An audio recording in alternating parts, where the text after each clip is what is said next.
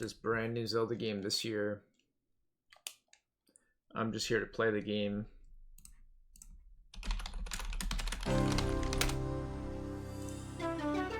Holy shit, this controller is crazy. I had to buy a new console just for this game. How interesting.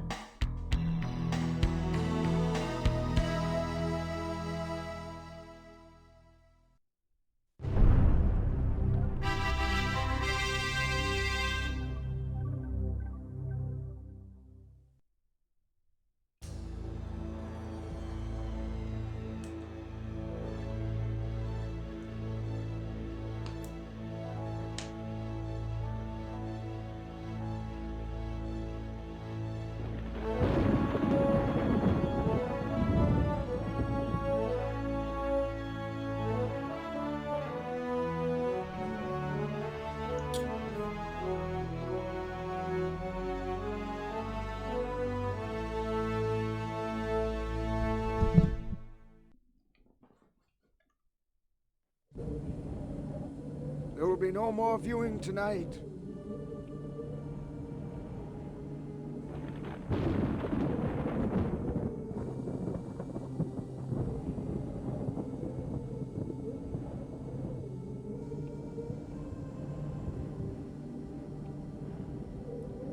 Ah, the scroll of Shermak, bearer of sad news these many years ago. And so it was that Ganon, Lord of Darkness, had taken over Ptolemaic. He had stolen the treasured celestial signs and captured Link. A brave warrior would have to be found to face this evil monster.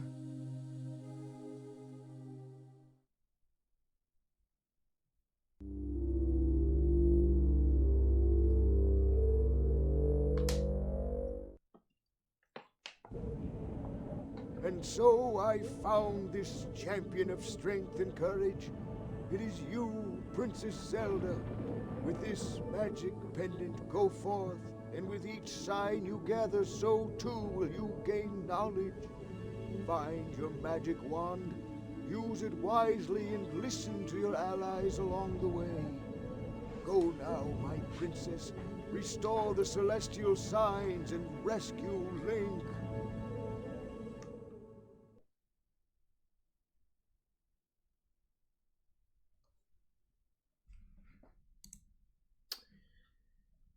Nice.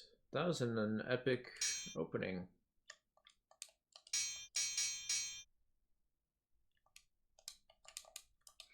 Great.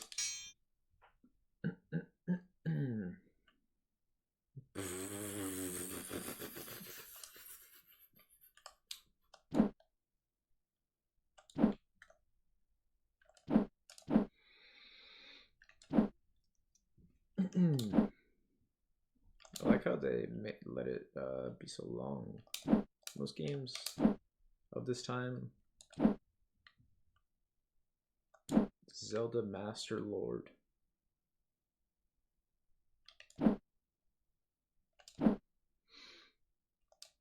Ah, shit.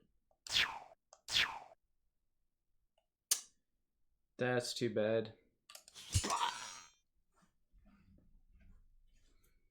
Did Game Grumps finish this game?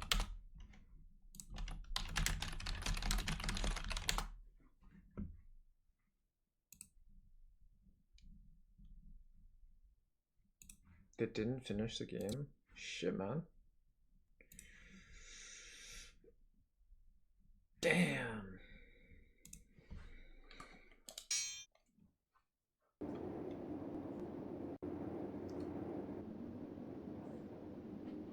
Oh boy.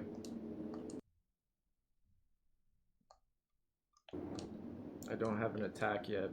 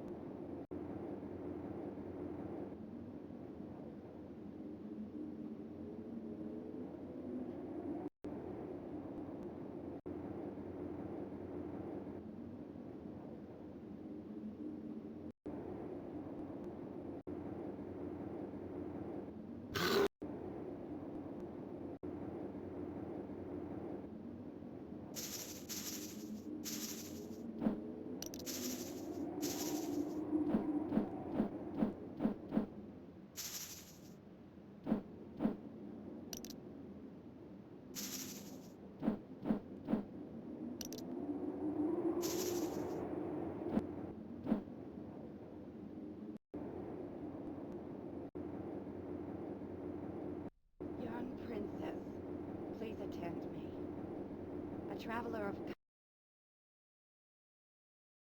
intentions has found me at last.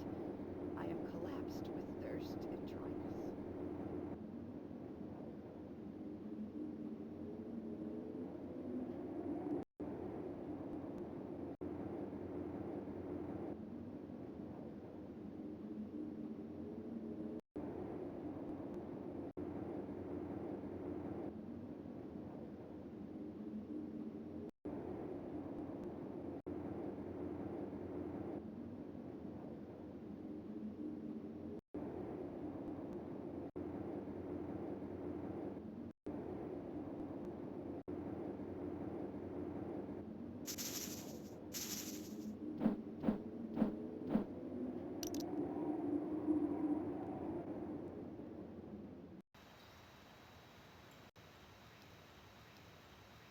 Come here, bright young lady. I have a wonderful bargain for you.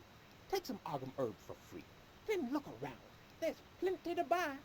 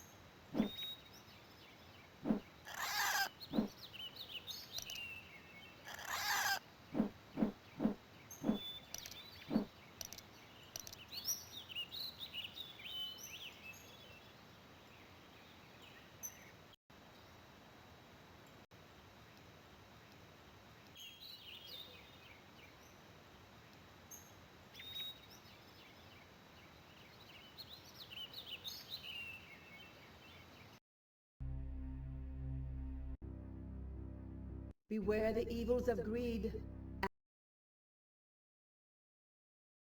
Quickly, think on your feet, and you will be Do not here. You're not. I am Lord, and this is my shrine, all mine.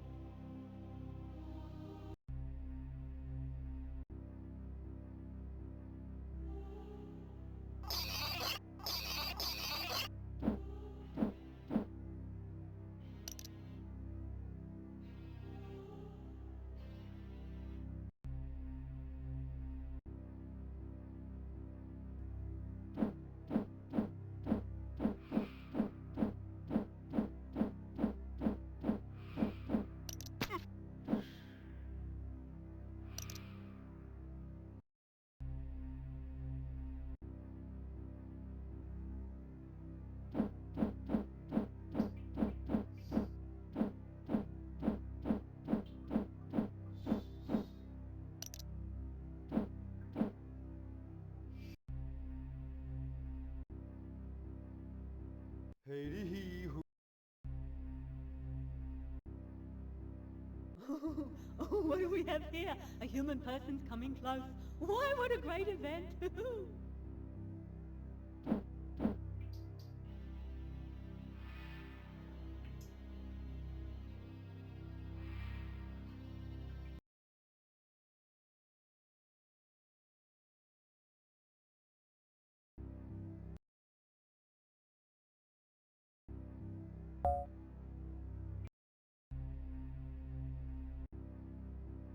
Haiti he who thee be, you're no friend to us down here.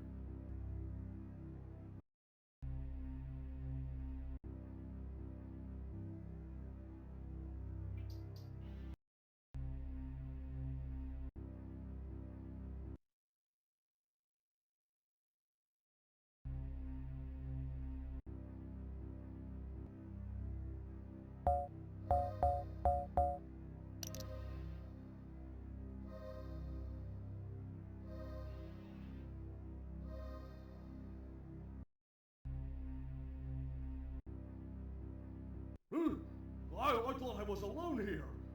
Lord, an enemy is in your cave.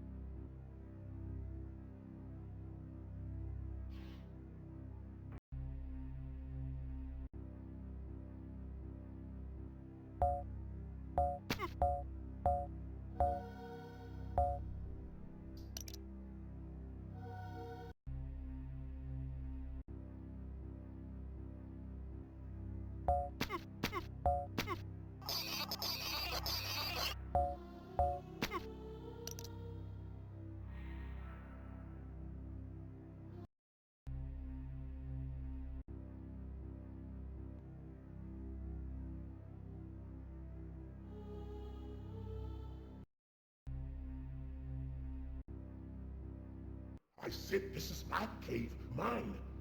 This is the shrine of rock and I am Lord. Go away, take nothing, it's all mine.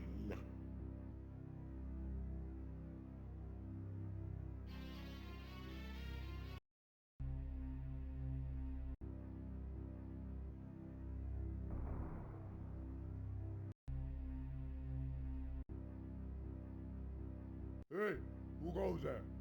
Aren't you an enemy of my boss, Lord? You can't come in here. Hey, Lord, watch out! She's coming!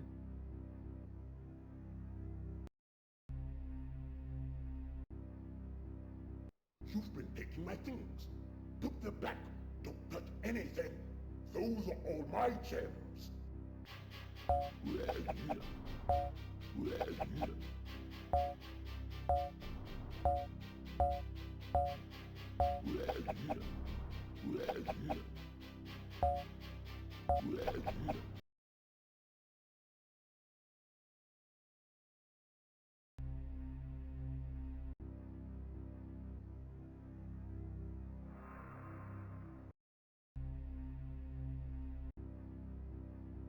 You've been taking my things.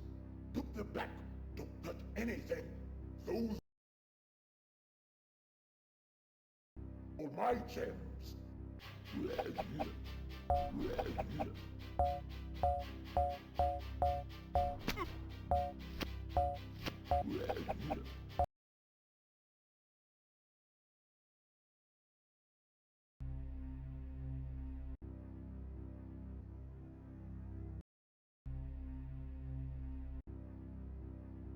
You've been taking my things. Put them back. Don't touch anything. Those are all my gems.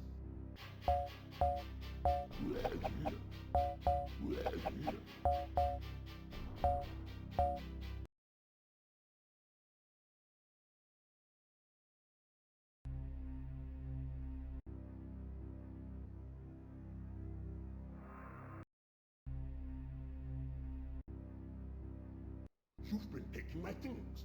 Put them back. Don't touch anything. Those are all my gems.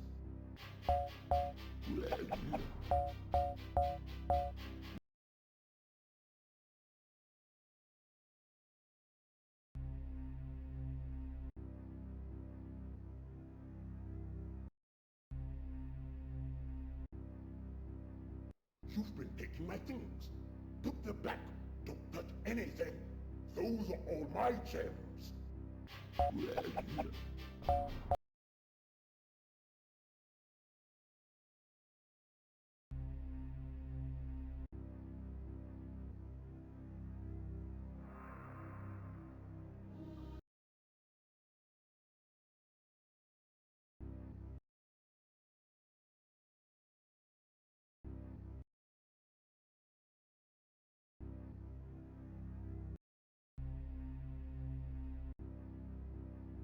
You've been taking my things. Put them back. Don't touch anything. Those are all my gems.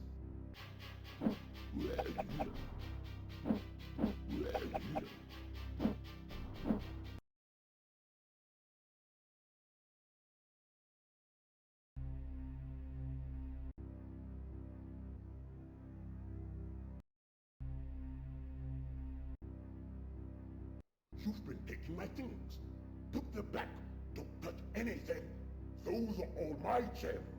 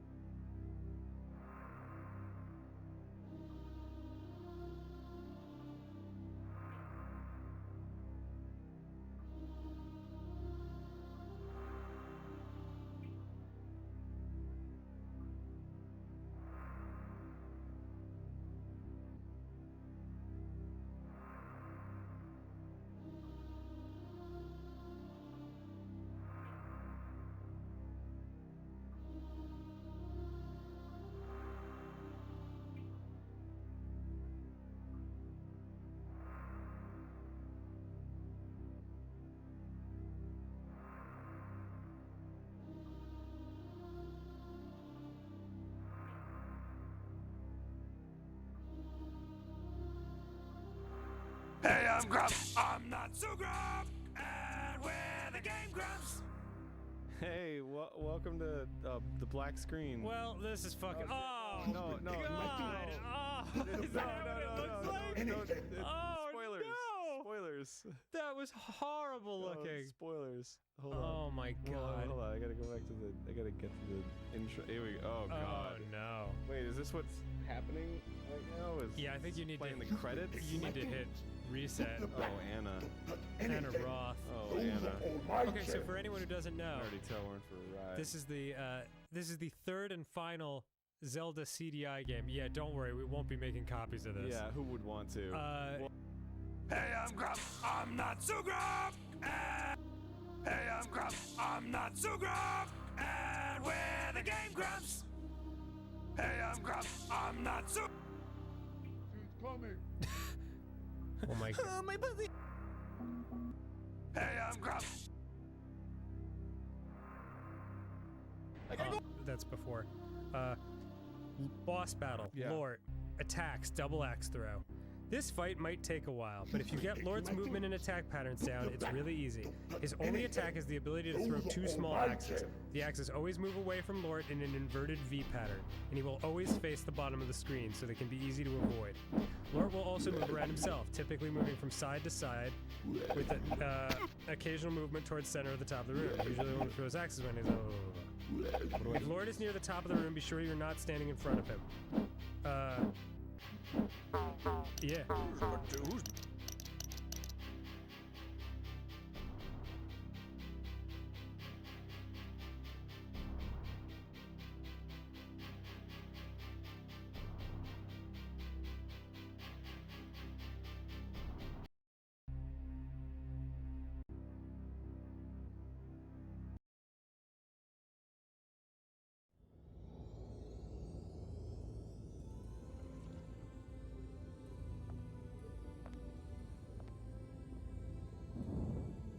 Congratulations, Zelda.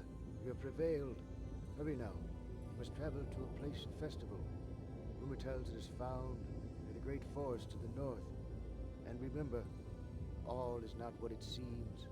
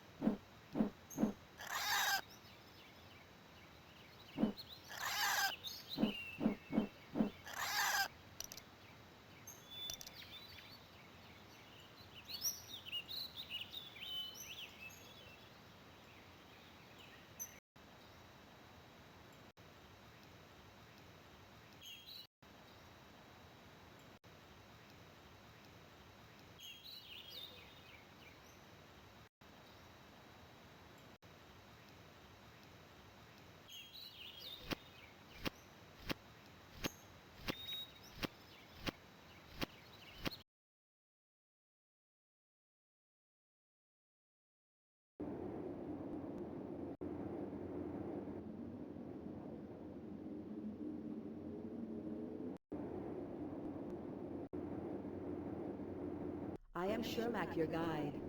I have known you since you were...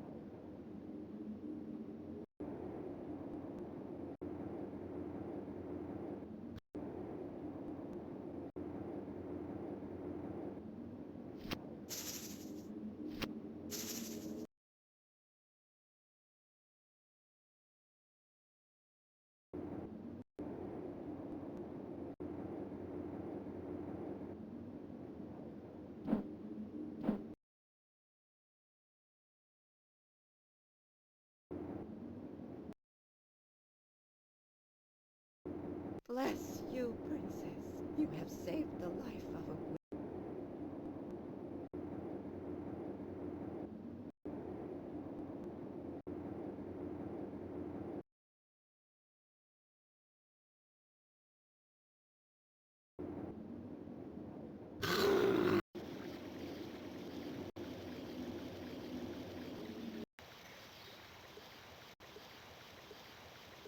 Oh, there, Prince. Welcome to the Moblin's Head Inn, my princess. You look dry. Have a cup of Andor cider on the house.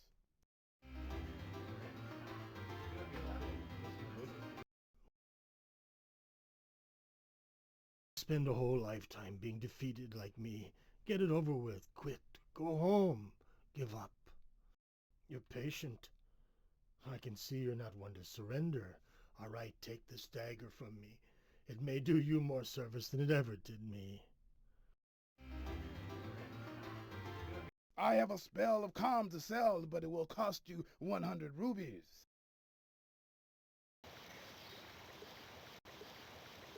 Oh, there, princess. Pity your suffering.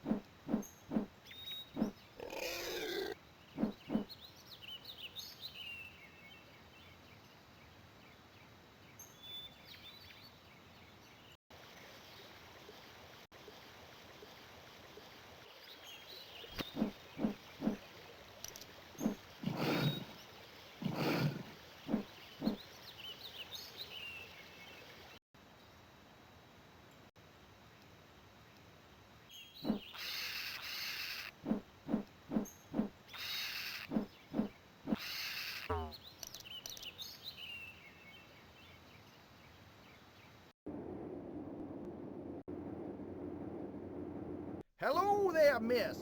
Watch how you...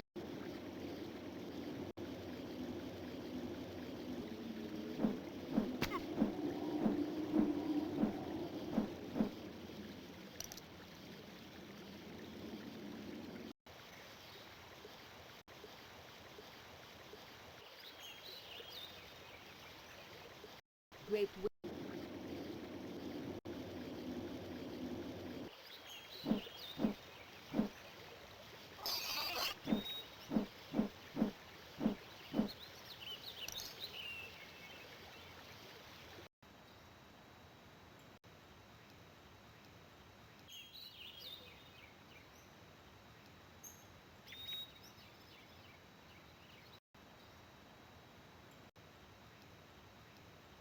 Hi there.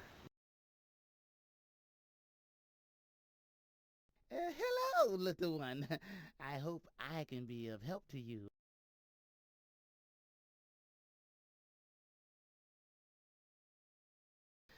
Did you see my dog out on Upper Street? How did he smell? With his nose, of course!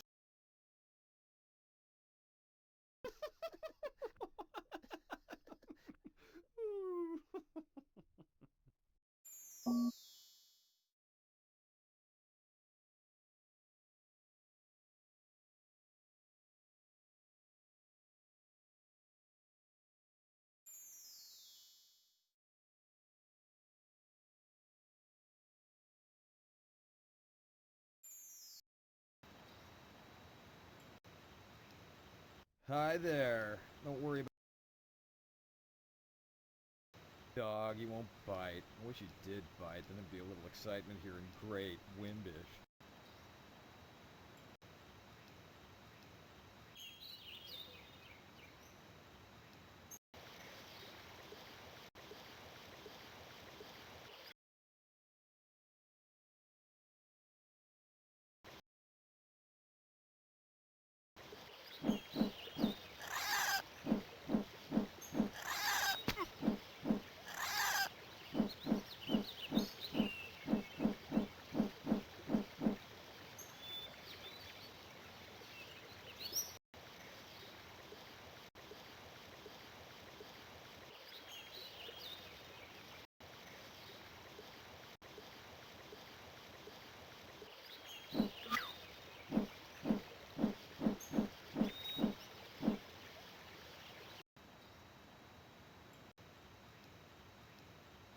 Good morn, lady.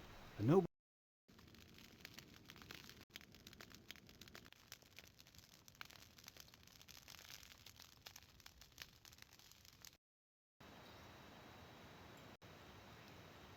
I would like to give you a.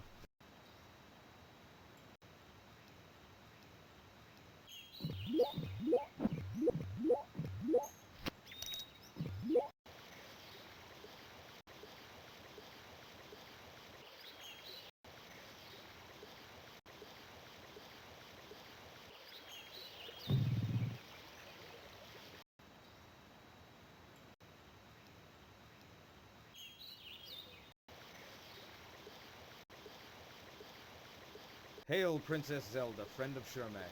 I am Sir Basil of Tolemac, and Shermac has sent me to assist you. You seem tired now, Zelda. Leave off the contest and come back another day.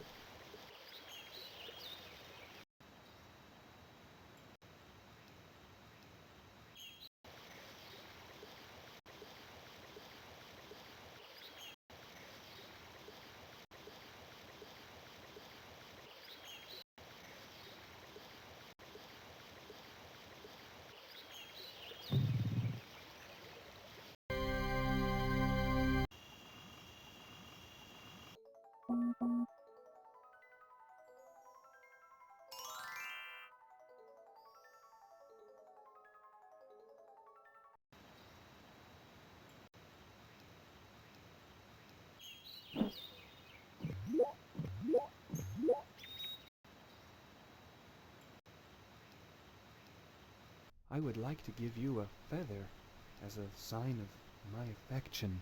This will take you to new heights.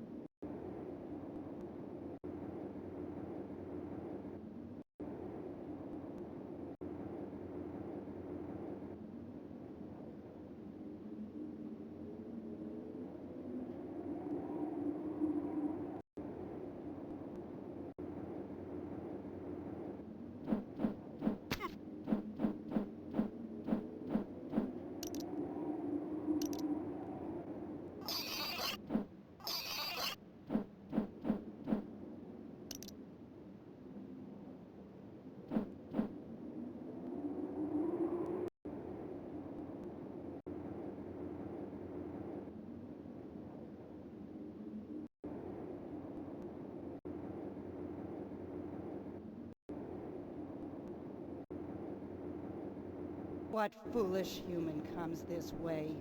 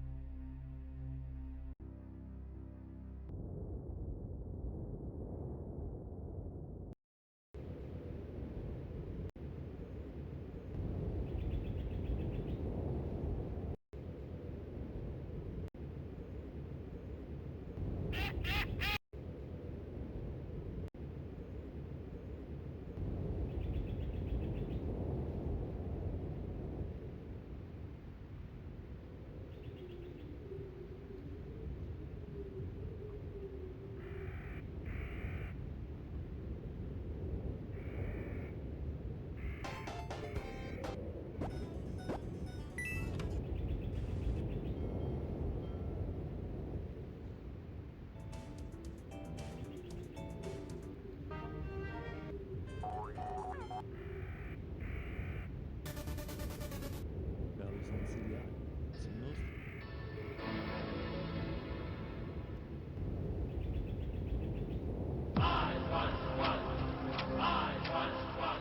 The Philips CDI CD Interactive is a candidate for the title of Worst Game Console of All Time.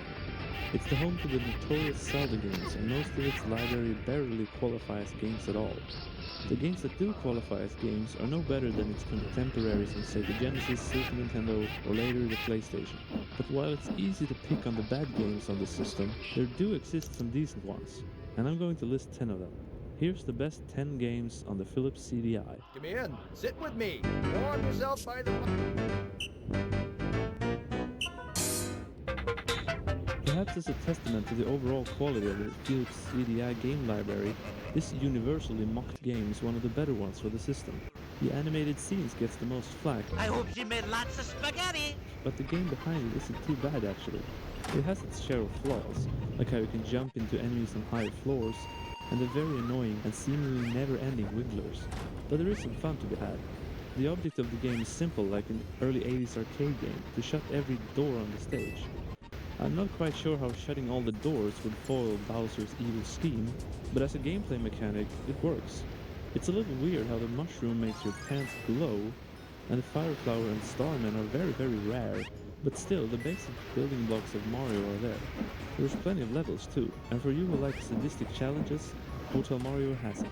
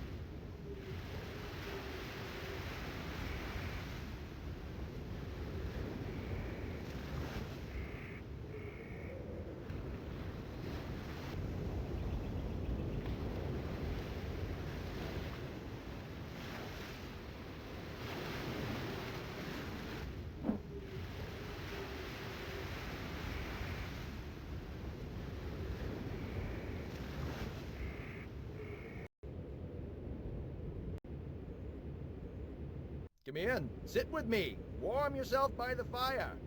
I know it can get colder than Ganon's heart up here, but I've endured worse. Once, when I was in the forest of Torian, no, it was the forest of Canvula. No, it cannot be true, for Canvula wood is always hot. And I did say it was cold, right? Well, then it was the forest of Torian.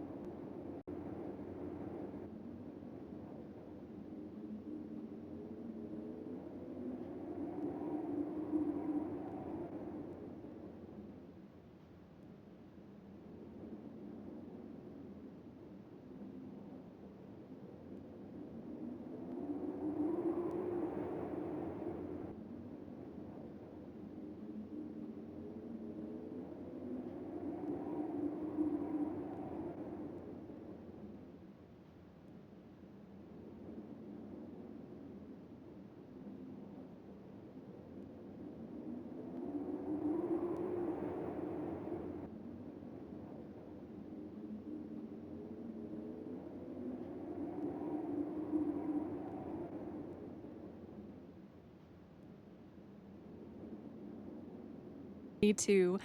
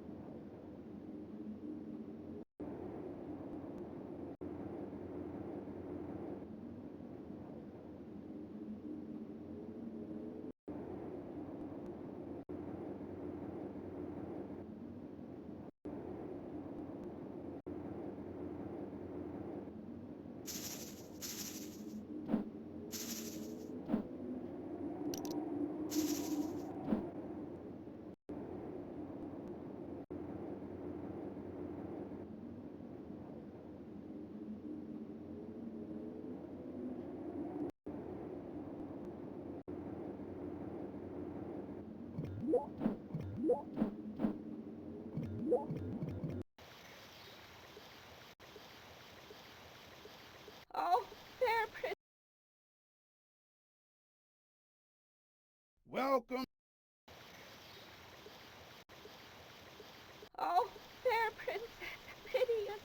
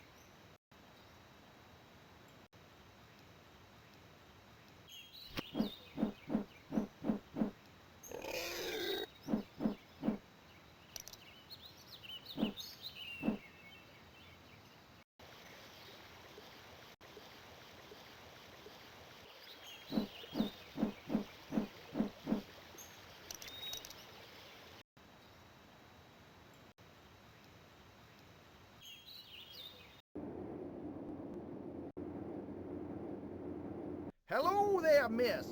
Watch how you go out in the meadows. They're full of levers and tektites this time of year.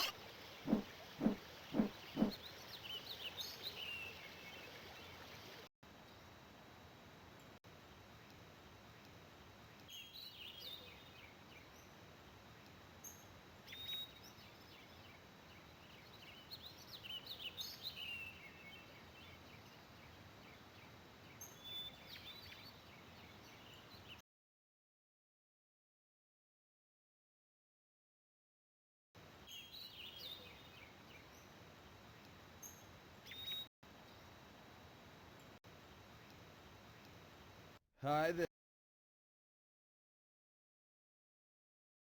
At last. Madam Craig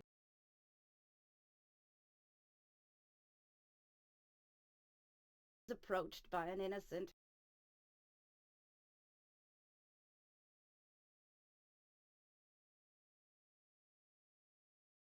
wishes to grow in the use of magic and spells.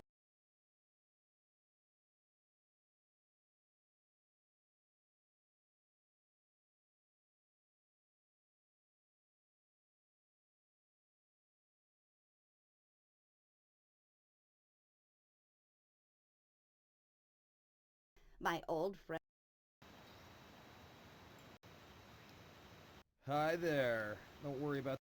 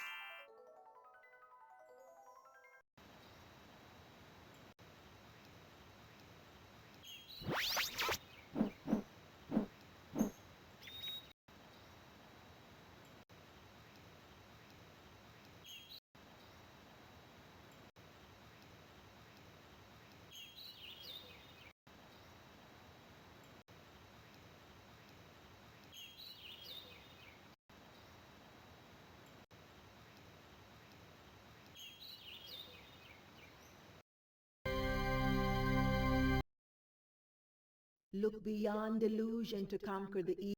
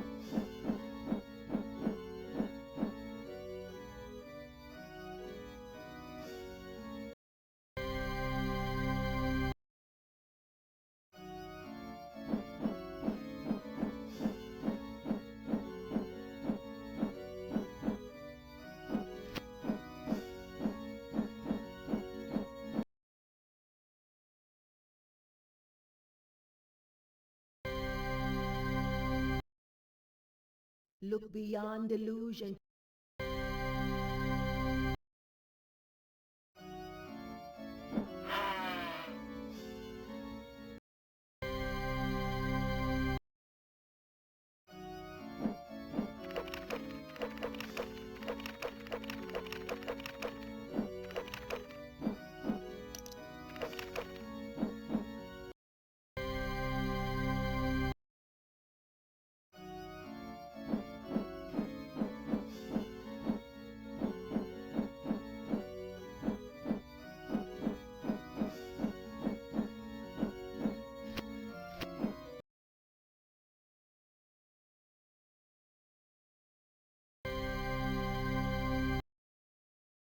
Look beyond illusion to conquer the evil past.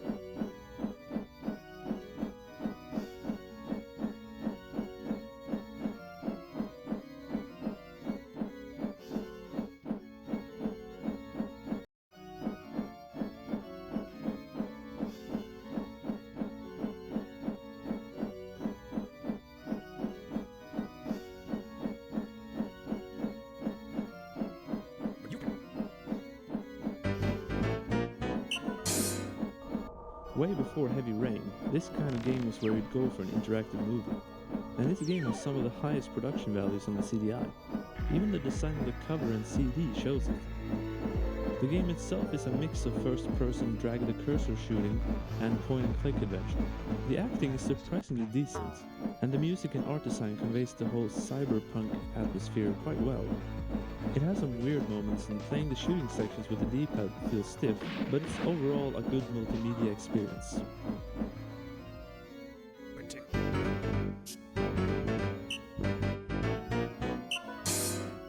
This game is just like Kicks, but with a twist. You uncover pictures of Croatian model Tatjana Simic. It's a good motivator. Cover pictures of Croatian model Tatjana Simic. It's a good motivator. Kicks is a good game, and this is a good game. Two things drag it down slightly. First, the obligatory CDI voice acting by some guy pretending to be a detective and who sounds like Ray Romano. Now, let's see. I could do with a cleaning lady here. And the time limit. Well, it wasn't too much of an issue once that I realized none of the enemies, if you can call them that, can kill you by crossing the line you make like in other versions of Kicks. And that makes the game much easier. Anyway, this is a solid game with a nice Croatian twist to it.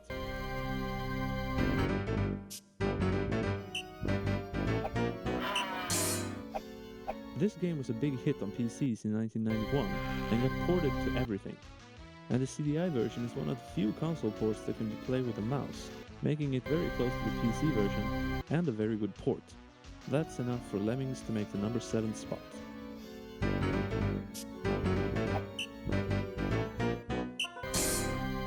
This game is pretty unique. The only game I've come across that's similar is Bound High on Virtual Boy, and that game didn't even get released. The gameplay is fun, which is what makes it worthwhile. The downside is the lack of music during the stages. But who knew bouncing a marble over acid would be enough to make this number 6 spot? Well, it did.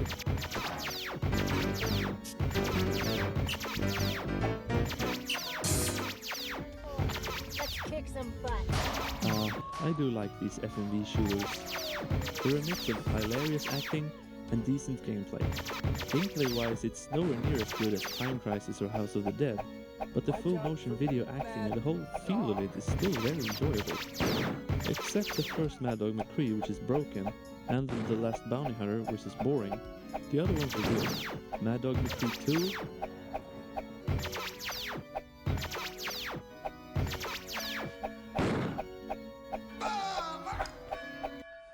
Crime Patrol 1, Let's kick butt. Crime Patrol Look 2, beyond illusion. Down here, we just call shooting like that bad. Who Shot Johnny Rock, The key to the mystery will be found in Johnny's safe.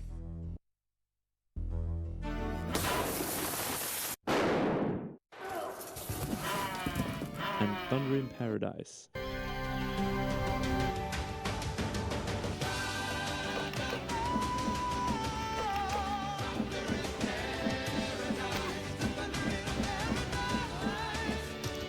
Each one of these has the crosshair that was missing in the first Mad Dog McCree. It's still all about memorization, but it's worth it to see all the bad acting. This is my guilty pleasure. Good to see you again. Hey, you gotta try this out. Remember that Thunder in Paradise episode that we shot? Well, here it is, man. But you can play it, man. It's like, it's television, but it's interactive.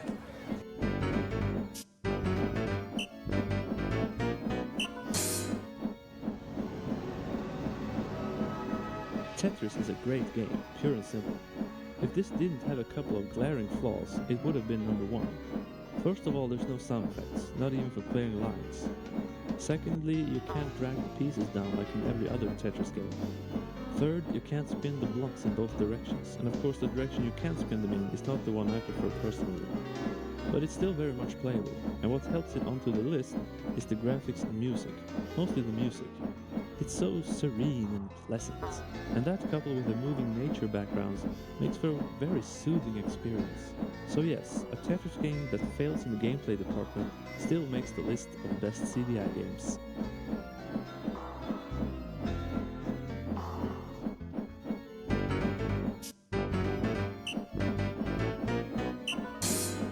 Here we have one of the very few games on CDI that happens to be in my favorite genre, platformers. But this one isn't actually a side-scroller like most platformers. It only scrolls up and down. What would you call that? A height-scroller? On the Super Nintendo, this game would have been mediocre, but on the CDI, it's one of the best. You play as Marvin, an apprentice to the wizard Gandorf. Marvin can shoot from his wand, but it's very delayed. But fortunately, the challenge isn't all about killing enemies, but more to get to the end of the stage. In your way stand dripping green stuff and stone dragons spitting fire. The spikes that are all around do nothing. Sometimes you fall through the platforms, so you have to prepare your jumps.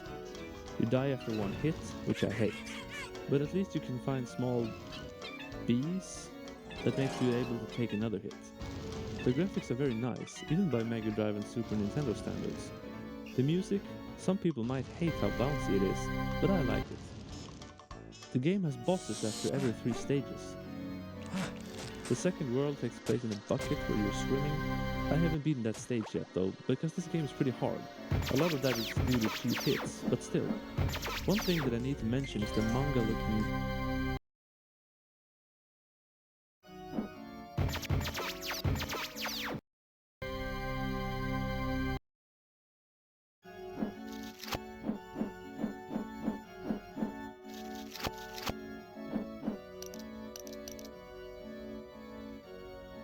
girls that are strewn about, and the high score screen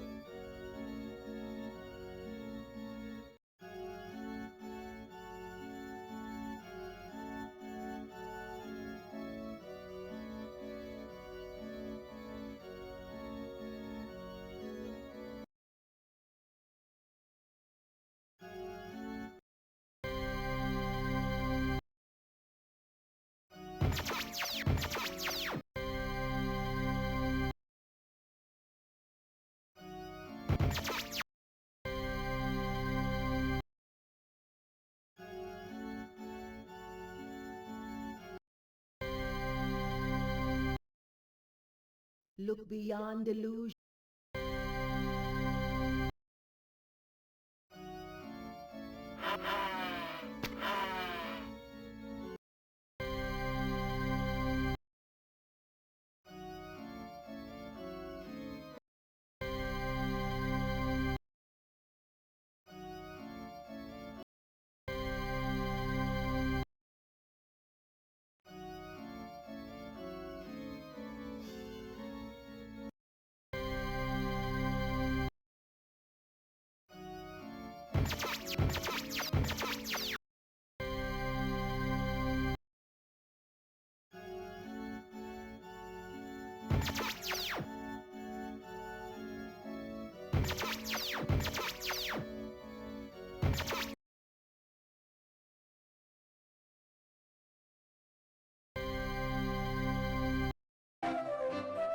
And a high score screen, and girls that are strewn about.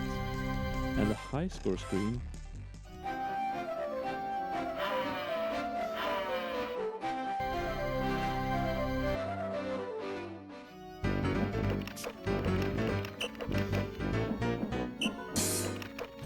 this game is the one game on CDI that is as close to a game on Mega Drive or Super Nintendo as it gets. It's got no glaring flaws, and get this, you can use all 3 buttons. It's a beat 'em up set in the future where after some apocalypse people and animals have mutated together and, having nothing better to do, fight each other.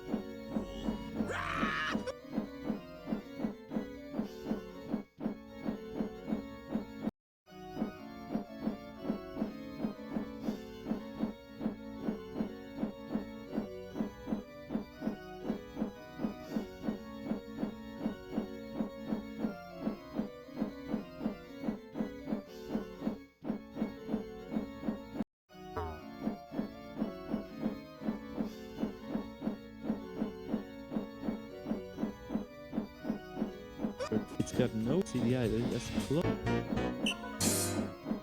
This game is the one game on CDI that is as close to a game on Mega Drive or Super Nintendo as it gets. It's got no glaring flaws, and get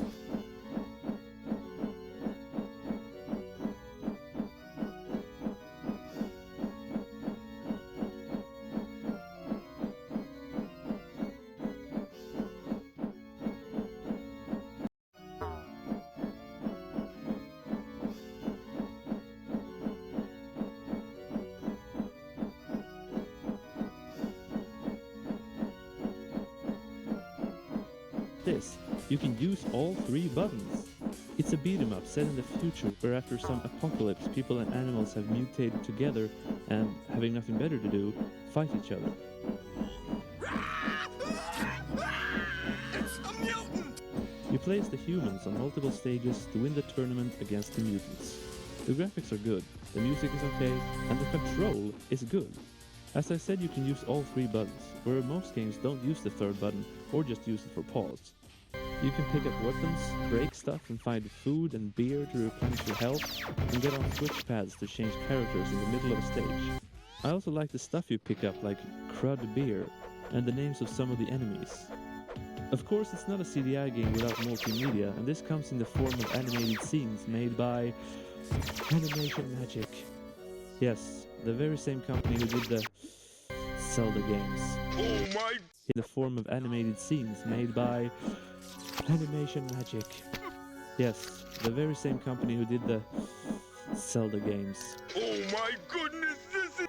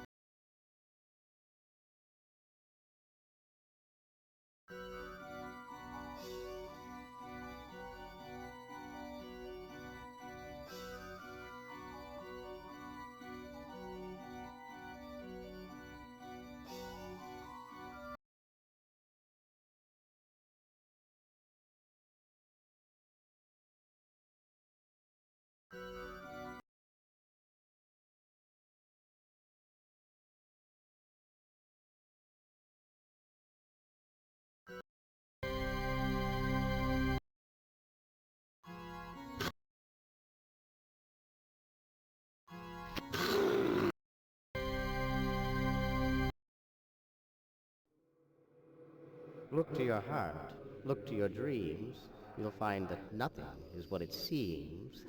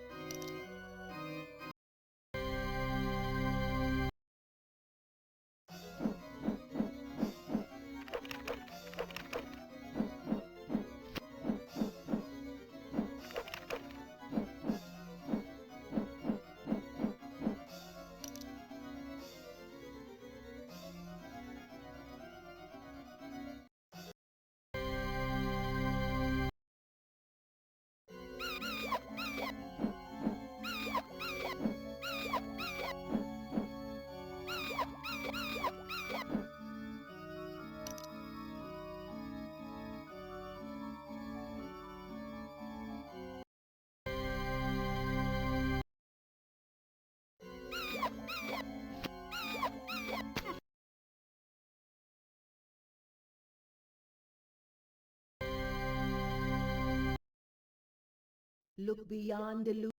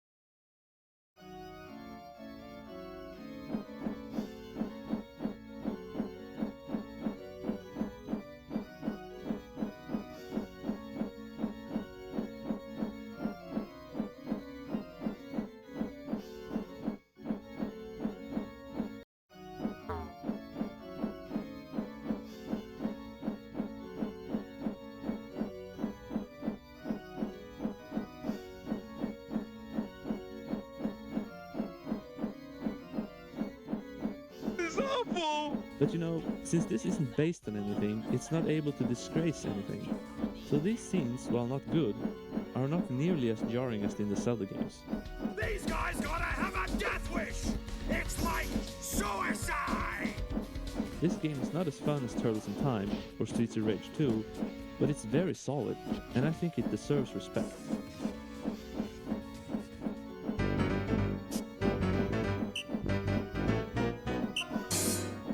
The best game on the Philips CDI is a side-scroller about Christmas.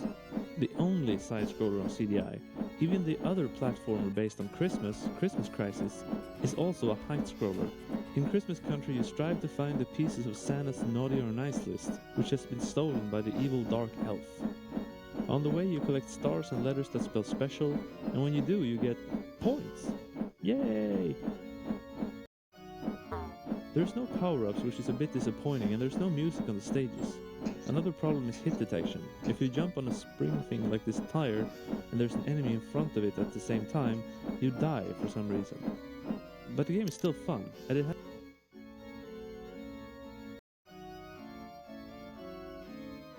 has some features that surprised and impressed me, this being a CDI game. There are no passwords or saving, much like the original Super Mario Bros., but there is a hidden warp zone. There's also some alternate paths to take through the levels, some are shortcuts and some lead to secret areas. I like this game. Even though it's no Mario, it's a good platformer on the Philips CDI, and a good platformer on the Philips CDI is also the best game on the Philips CDI.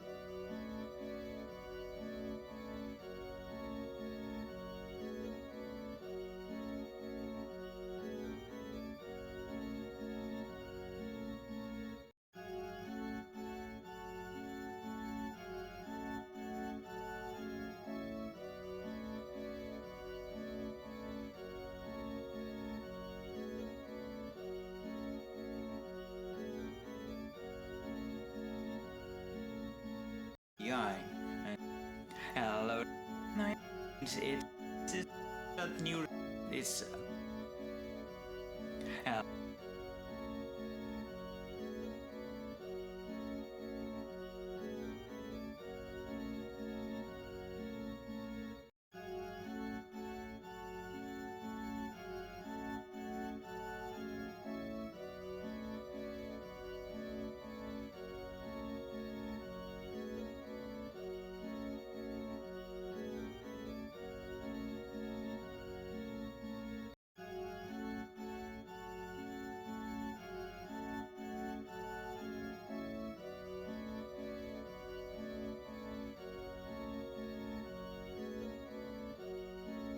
Scotland Yard.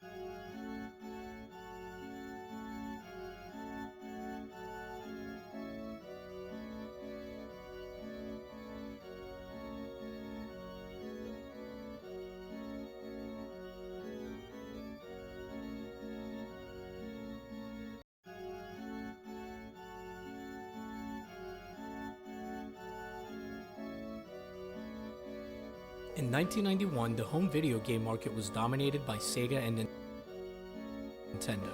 Each company had their own exclusive intellectual properties that helped to set them apart and fan the flames of the console wars amongst gamers. These weren't just video game characters. They were company and genre-defining icons that were as identifiable to being exclusive to Nintendo and Sega as the logos from Coke or Pepsi. Yet, somehow between 1993 and 1994, some of Nintendo's most well-known and beloved characters ended up in fully licensed games on a CD-based console from another company. Today we're going to look at how Nintendo's rejection of their partnership with Sony, the PlayStation, and the Super Nintendo CD in favor of Philips led to a strange series of games on an almost equally strange console. This is the story of the Philips CDI and its 4 infamous Nintendo titles. How about a kiss for luck? You've got to be kidding.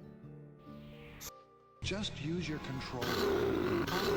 In your hand, the controller. It opens up the whole interactive world of CDI. From Philips Electronics, you know, the company that invented audio cassettes, laser video discs, and compact disc technology. Development on the CDI platform began in the mid-1980s when Philips and Sony teamed up to develop the next evolution of the compact disc format. Instead of just being limited to music or text, the new format would be able to carry programmable data that could produce graphics and video and provide an interactive experience to users. CDI, short for Compact Disc Interactive, opened the door to a number of new media uses for the medium, including creating games. 1991 saw the commercial release of the first Philips CDI player. Initially developed by both Philips and Sony, mounting conflicts resulted in them parting ways. With the current rise of the CD-ROM, multimedia was seen as the next big thing. And although at $700 the CDI was too expensive for the mass market, its arrival helped to cement the CD as a medium for entertainment beyond the computer. 1991 was also the year that Sony officially announced the standalone PlayStation at Chicago CES. The PlayStation would have a slot to play Super Nintendo cartridges as well as a CD-ROM drive that would be able to play Sony Super discs. Sony's partnership with Nintendo also included a CD-ROM add-on for the Super Nintendo. The partnership heavily favored Sony, who would develop and retain control over the SNES CD disc format, with Nintendo ceding a large amount of control of software licensing to Sony. Nintendo didn't like the deal and they wanted out. Nintendo President Hiroshi Yamauchi secretly sent Nintendo of America President Minoru Arakawa and executive Howard Lincoln to Europe to negotiate a more favorable deal with Philips. The day after Sony announced its plans to begin work on the PlayStation, Nintendo made an announcement of its own at CES. Instead of confirming its allegiance with Sony as everyone expected, Nintendo announced it was now working with Philips to produce the Super Nintendo CD. Everyone was shocked, but none more so than Sony. Philips invents the compact disc, and music enters the digital age. Now Philips invents the compact disc interactive, and the digital age. At Sony announced its plans to begin work deal and they wanted out. For the Super Nintendo. The partnership heavily favored Sony, who would develop and retain and play Sony Super discs. Sony's partnership with Nintendo also included a CD-ROM add-on for the Super Nintendo. The partnership heavily favored Sony, who would develop and retain control over the SNES CD disc format, with Nintendo ceding a large amount of control of software licensing to Sony. Nintendo didn't like the deal and they wanted out. Nintendo President Hiroshi Yamauchi secretly sent Nintendo of America President Minoru Arakawa and executive Howard Lincoln to Europe to negotiate a more favorable deal with Philips. The day after Sony announced its plans to begin work on the PlayStation, Nintendo made an announcement of its own at CES. Instead of confirming its allegiance with Sony as everyone expected, Nintendo announced it was now working with Philips to produce the Super Nintendo CD. Everyone was shocked. Instead of confirming its allegiance with Sony as everyone expected, Nintendo announced it was now working with Philips to produce the Super Nintendo CD. Everyone was shocked, but none more so than Sony. Philips Philips invents the compact disc, and music enters the digital age. Now Philips invents the compact disc interactive, and the digital age comes to video entertainment with interactive games, information, entertainment, and films, all with pure digital sound and stunning video images. Philips invents CDI, the ultimate machine for compact discs and amazing pictures. Philips invents for you. Like Apple's Pippin, the CDI was an open technology platform. Any company willing to license the CDI technology from Philips was allowed to produce a CDI player as long as their minimum specifications were met. The majority of CDI devices were produced by Philips, although there were other CDI players from Magnavox, Goldstar, LG, Grundig, and others. There were even several portable CDI systems. The CDI software library is surprisingly large, consisting of approximately 625 titles. Others. There were even several portable CDI systems.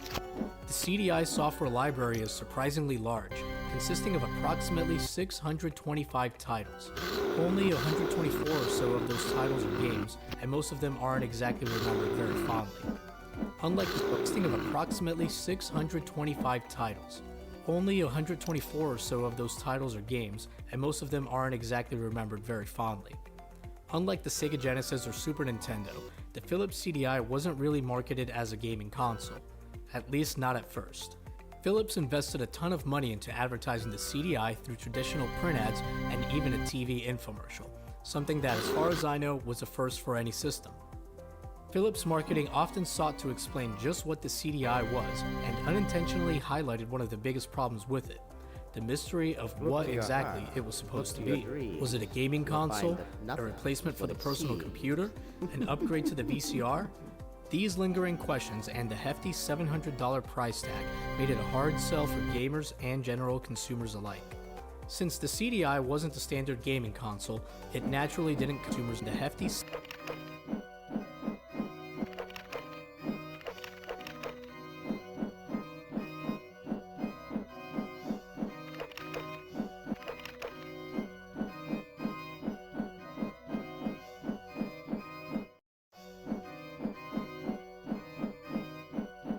$700 price tag made it a hard sell for gamers and general consumers alike. Since the CDI wasn't a standard gaming console, it naturally didn't come with a standard gamepad. Early models came with a multifunctional remote, the CDI thumbstick. Playing games with this remote was difficult to say the least, often making it so you'd have to stop moving in order to shoot. Other controllers like the CDI touchpad and the CDI gamepad were made available later on. The CDI also had an array of accessories. The CDI gamepad were made available later on.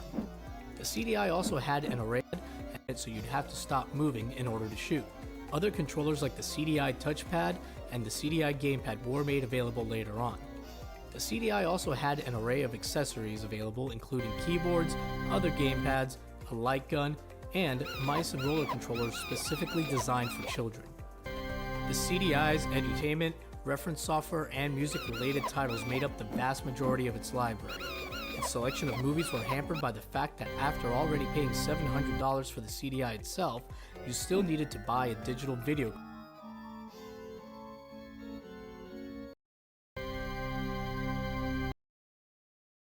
Look beyond delusion to conquer the evil Pasquinade. Deception is all around you.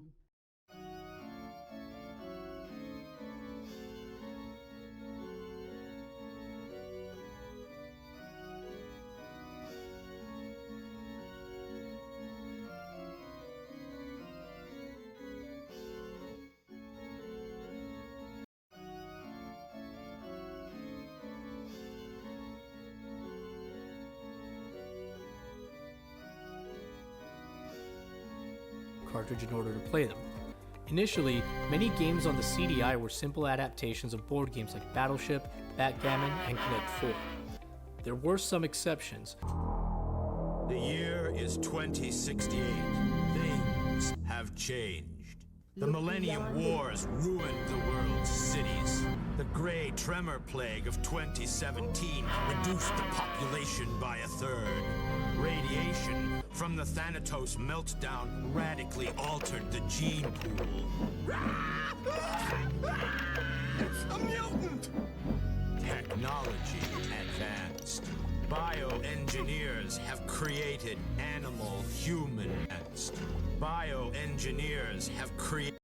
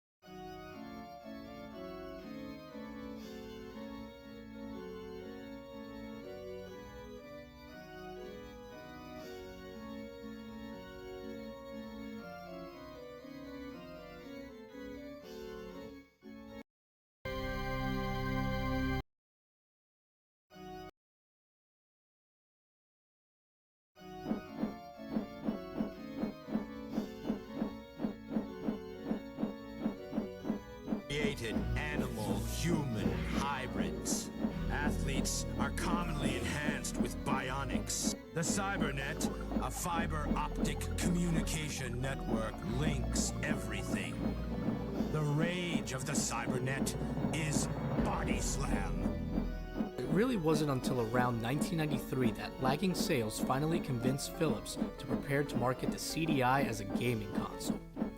While Nintendo eventually decided to forego a CD add-on for the Super Nintendo, their contract allowed Philips to create games using some of Nintendo's most memorable characters. Philips now had a new and clear direction for their beleaguered multimedia device. Armed with Mario, Zelda, and a cheaper $400 version of the CDI on the horizon, what could go wrong?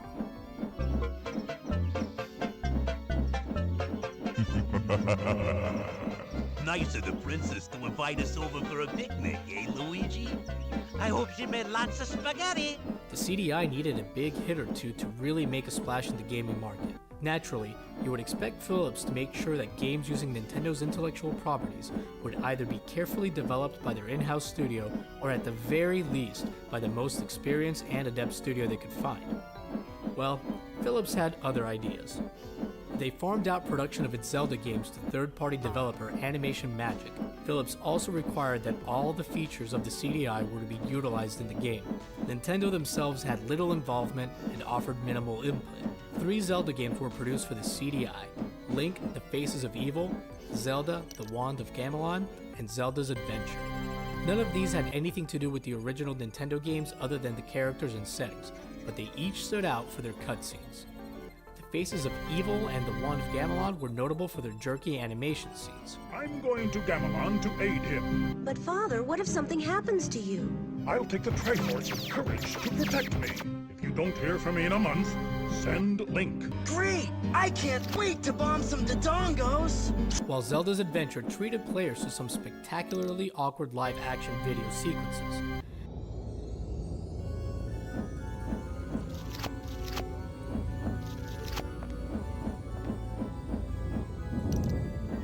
Congratulations, Zelda. You have prevailed.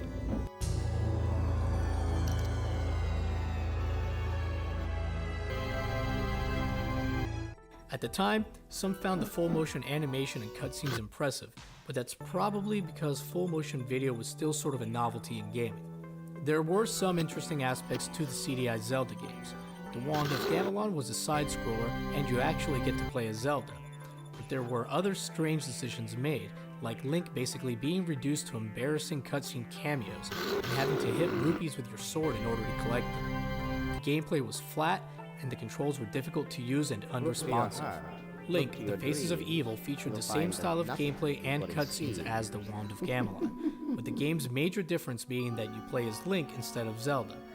The Faces of Evil and the Wand of Gamelon were given the relatively low budget of approximately $600,000 and given about a year's time for development.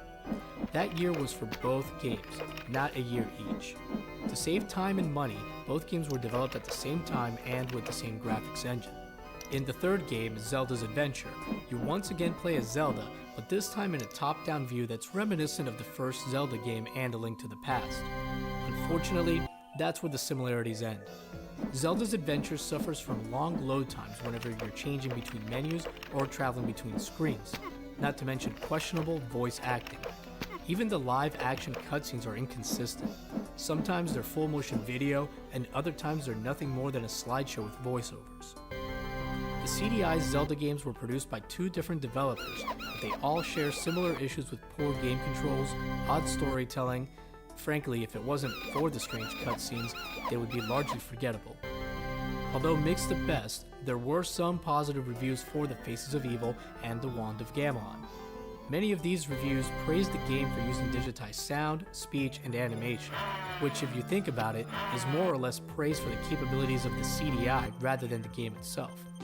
Zelda's Adventure wasn't so lucky.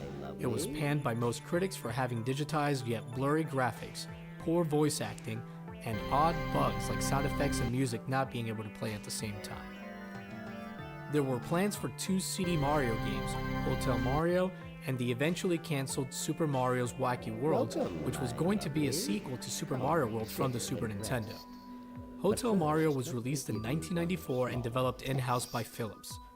With arguably the most famous platformer video game license in the world in hand, Philips put Mario and Luigi in their least exciting adventure yet, a game about making sure all of the doors in a hotel are closed. The objective of the game is to close every door in the stage before the time limit expires. Do that, and you move on to the next stage, where you do the same thing all over again. There are enemies and other mechanics like elevators that help make the game more interesting or challenging, but even these don't help much. Like the Zelda games, Hotel Mario also features memorable animated cutscenes. Memorable for all the wrong reasons. The game takes place in the Mushroom Kingdom, which Bowser has inexplicably turned into a hotel resort for the use of himself and his children. Mario and Luigi arrive at the Mushroom Kingdom to meet Princess Toadstool for a picnic, but find a message from Bowser instead. Bowser reveals that he has taken control over the kingdom and established 7 hotels there, at one of which the princess is being held prisoner, and apparently the only way to save her is by closing the hotel's doors to make sure the air conditioning doesn't get out. At its release, Hotel Mario received somewhat positive reviews when compared to the Zelda games. Electronic Gaming Monthly even called Hotel Mario's gameplay simple yet addictive. Other magazines like Wired described it as a puzzle game with no puzzles, while others questioned the quality of the animation and voice acting. Today, the CDI's Mario and Zelda games are a bit of a collector's item and have gained a cult following in the same way The Room has, but ultimately, they're not exactly thought of as good games. Say you're watching TV and the sky says... It's CDI, friends, the next generation CD player that works with your TV. And you say... But I have a CD player. And your mom says...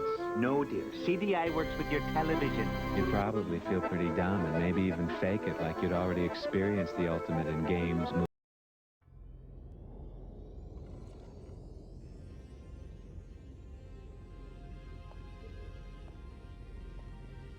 Sweet victory, but your journey has barely begun, my child.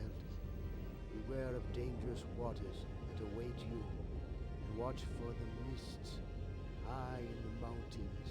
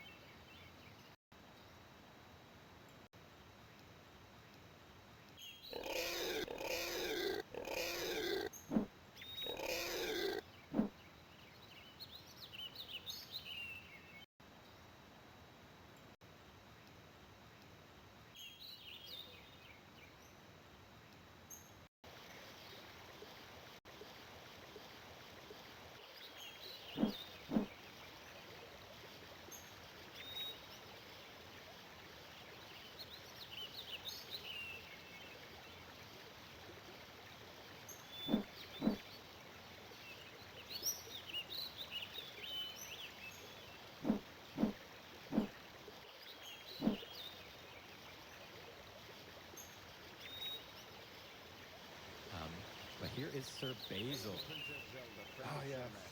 I am Sir Basil Yes. of Tolemac, and Shermac has sent He's me a friend of Shermac, and he gives us a broadsword. This is, again, an item we will not be using for a long time.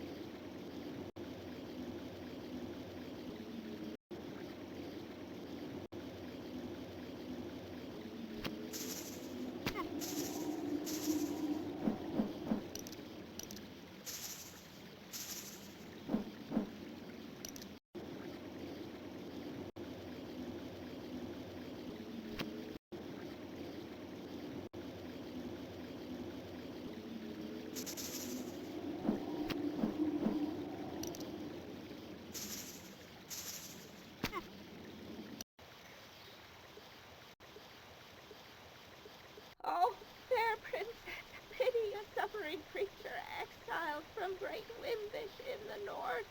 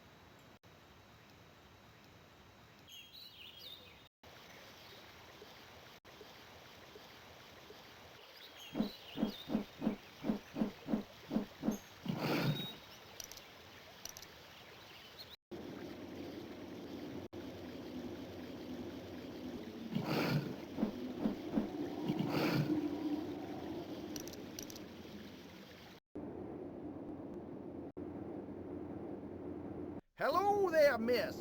Watch how you go out in the meadows. They're full of leaves.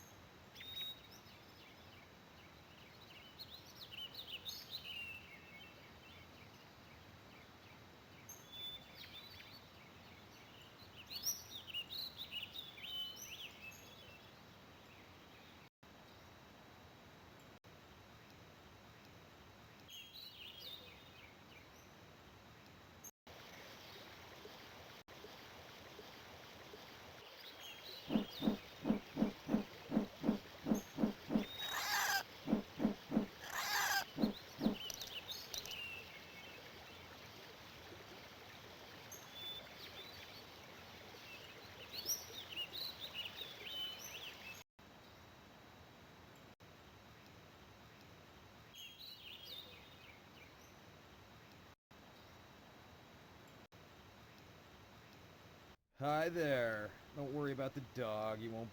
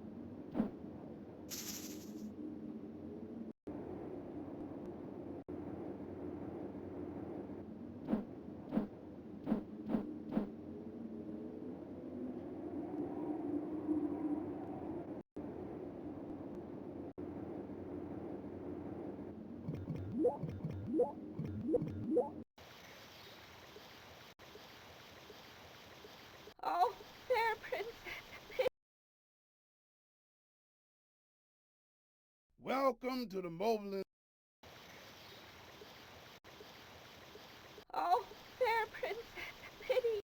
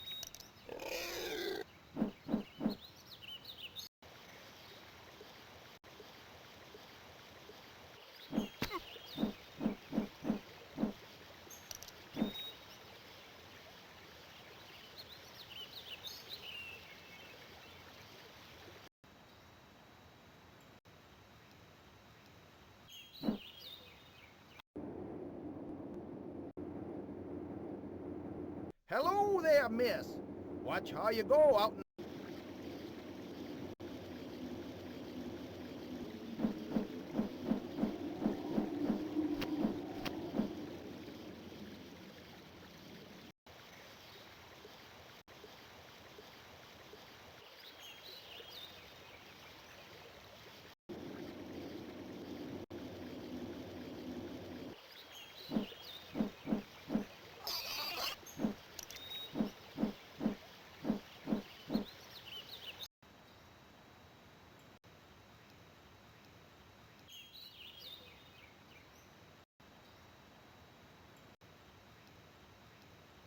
Hi there. Hello, little one. Hi there. Don't worry about the dog. He won't...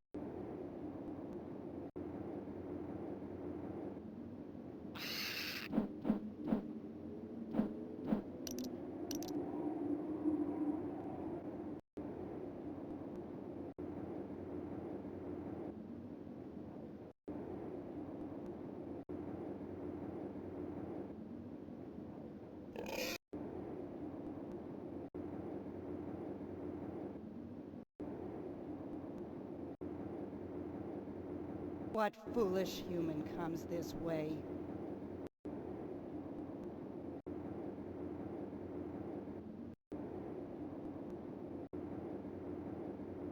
What foolish human comes this way?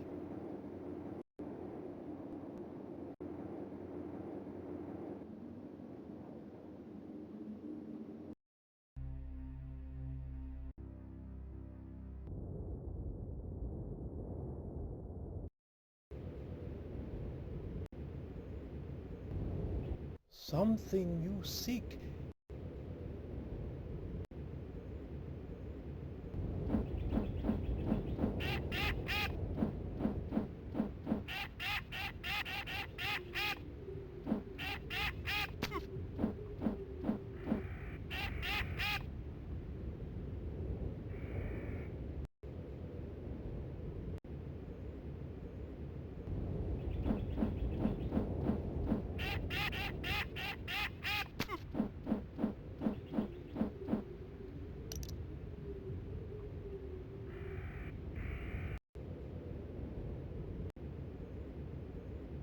Come in. Sit with me. Warm yourself by the fire.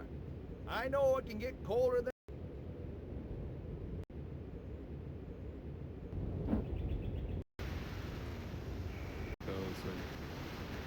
Appearance of the dog the second time. Does he smell? With his nose, of course. So that's a fun little snippet. Top tier writing by the Veritas team. Very good stuff. So that's the first appearance of Come the dog. in. The second Sit appearance with was me. that sort of, Warm yourself by the fire. I know it can get colder than Ganon's heart up here, He talks for but pages, I've endured worse. I don't Once, think you can even when go I on was in building, so that's very funny for him to say. Anyway, the second dog is the rainbow, sort of half invisible, transparent dog. And the third time is actually an enemy, and we'll fight it in the 7th shrine. I'm going to take a quick intentional death here.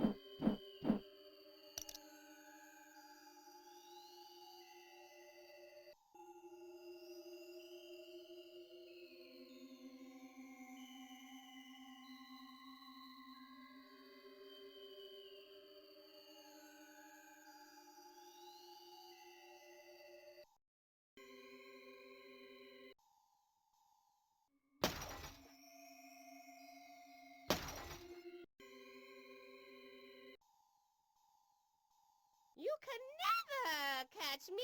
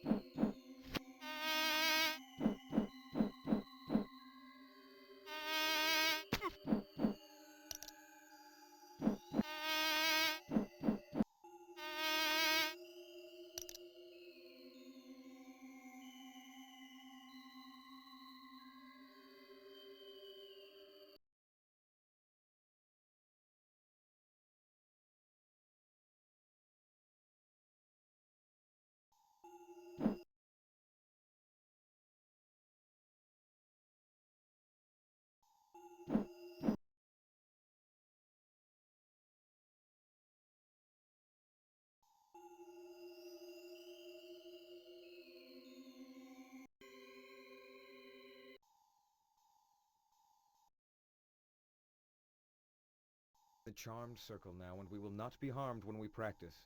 You must strike me when my sword is raised. Try.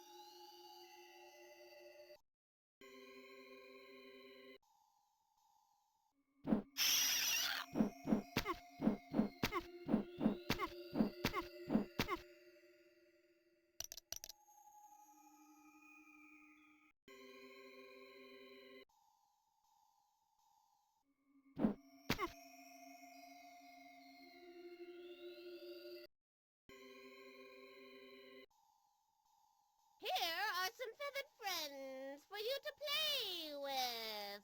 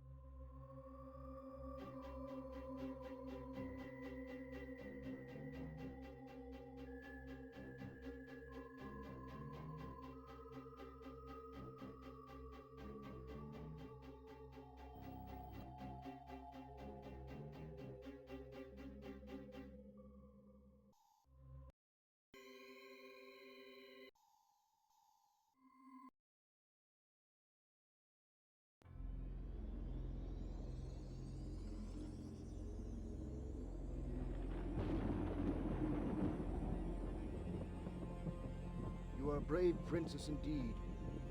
Your quest continues to the northwest, to a place of burial where destiny can be challenged. Remember, nothing is written, Zelda. You alone control your fate, no matter how loud the voices of doom may be.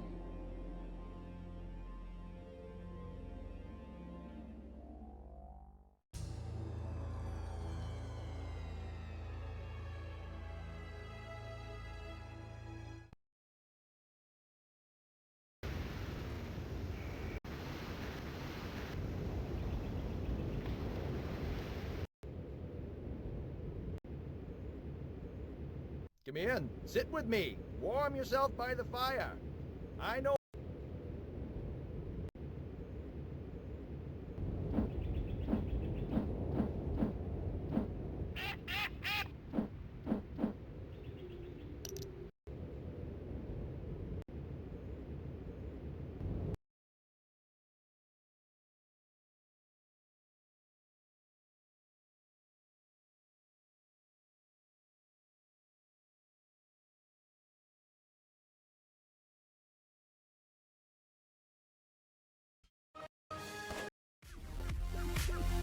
Yeah, frame rater.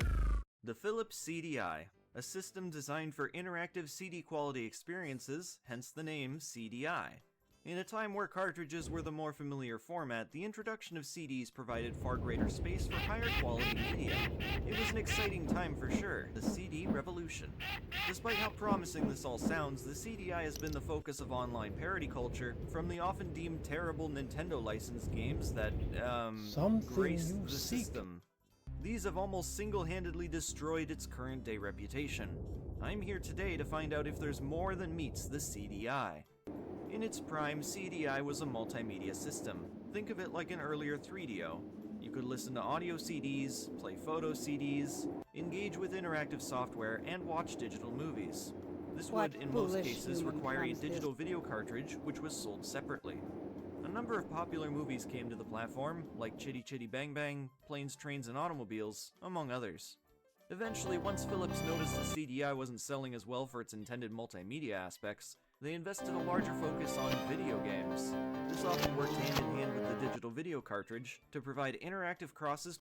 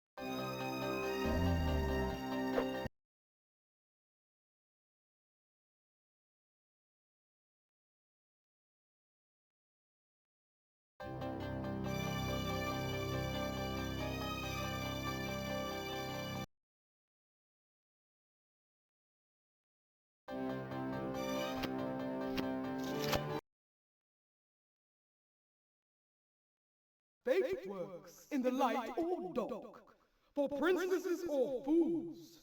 In my shrine, you have to play by my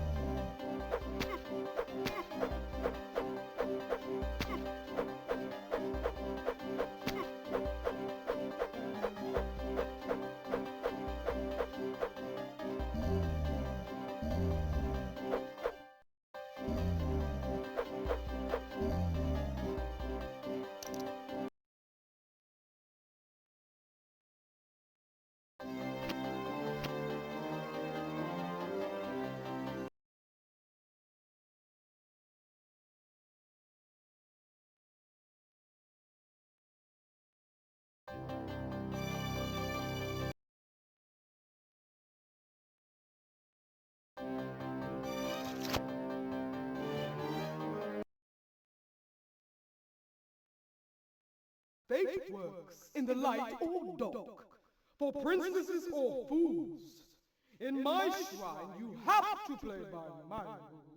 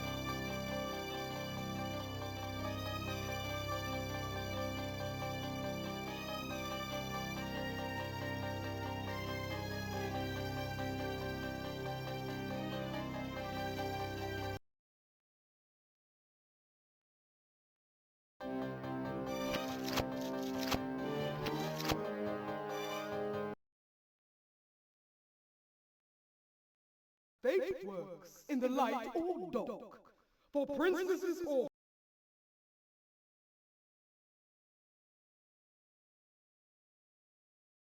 fools. In my shrine, you have to play by my rules.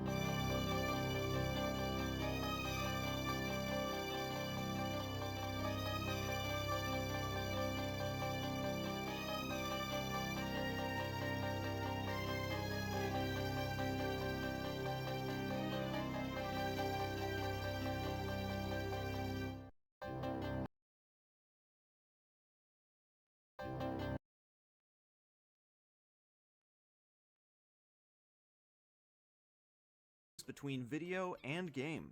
What came of this will often be described as a hilarious reflection to the 90s sense of action and humor. Though it wasn't all fun and games. The Joy of Sex, a game on CDI, is the first to ever receive an adults-only rating by the ESRB. Can't say much more about that one. With the multimedia aspects being hugely outdated by today's standards, the only genuine reason to own a Philips CDI today is for its library of games. Most especially because the emulation scene for CDI is still very primitive. Most who care to attempt emulating the system will give up before they've managed to figure out how to make games work. On the actual system, it's no more difficult than putting in a disc and hitting the play option that appears on screen. Inserting a disc, at least for my later CDI 450 model, is bizarre compared to what we're familiar with. Instead of being held tightly with plastic that ascends past the CD's surface, you'll just flop it on the top of this spindle here. What holds it in place while playing is the chunk of wobbly plastic on top of the tray. Might as well take this opportunity to look at the other physical aspects of this hardware. Providing power to the unit is done by connecting its supply to the back. Interestingly, the format it uses is some variation of a modem cable. The 450 you see here is a more cost-effective model of CDI, released later into the system's lifespan. I find it looks more like a console compared to the earlier models, which more closely resembled VHS players. This model typically makes use of simple red, white, and yellow auto-video out cables. I purchased my CDI from an experienced modder who implemented RGB out to the system.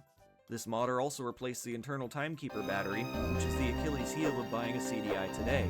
Once this battery dies, as a large majority in these systems would have by now, limitations are made to what the user can do. This depends on which model of CDI you own. For a 450 unit, should the battery run out, you'll no longer be able to save your game progress or interact with media that utilize the internal clock. For other models, you may experience results like games no longer being accepted. Some have reported their CDIs failing to boot once this battery goes out. Unfortunately, which models these apply to have yet to be documented. Replacing a timekeeper battery is very difficult. You will need to have at least a Dremel to uncover the battery first and foremost. It is said to undergo this process with extreme caution, as it is easy to damage the other components in your buy while doing so. Unless you're buying from someone experienced, are experienced yourself, or know someone who can help in the repair process, I would already recommend staying away from the CDI. Something the CDI has been notorious for is what people have nicknamed the spoon controller. For the most infamous CDI games, this makes for quite a disaster. However, the controller is rather misunderstood. You see, this controller was designed for conjunction with interactive software. Think of it more like a remote control. You point and click, but this time with a directional pad and on-screen cursor. For most of what the CDI can do, this controller is serviceable.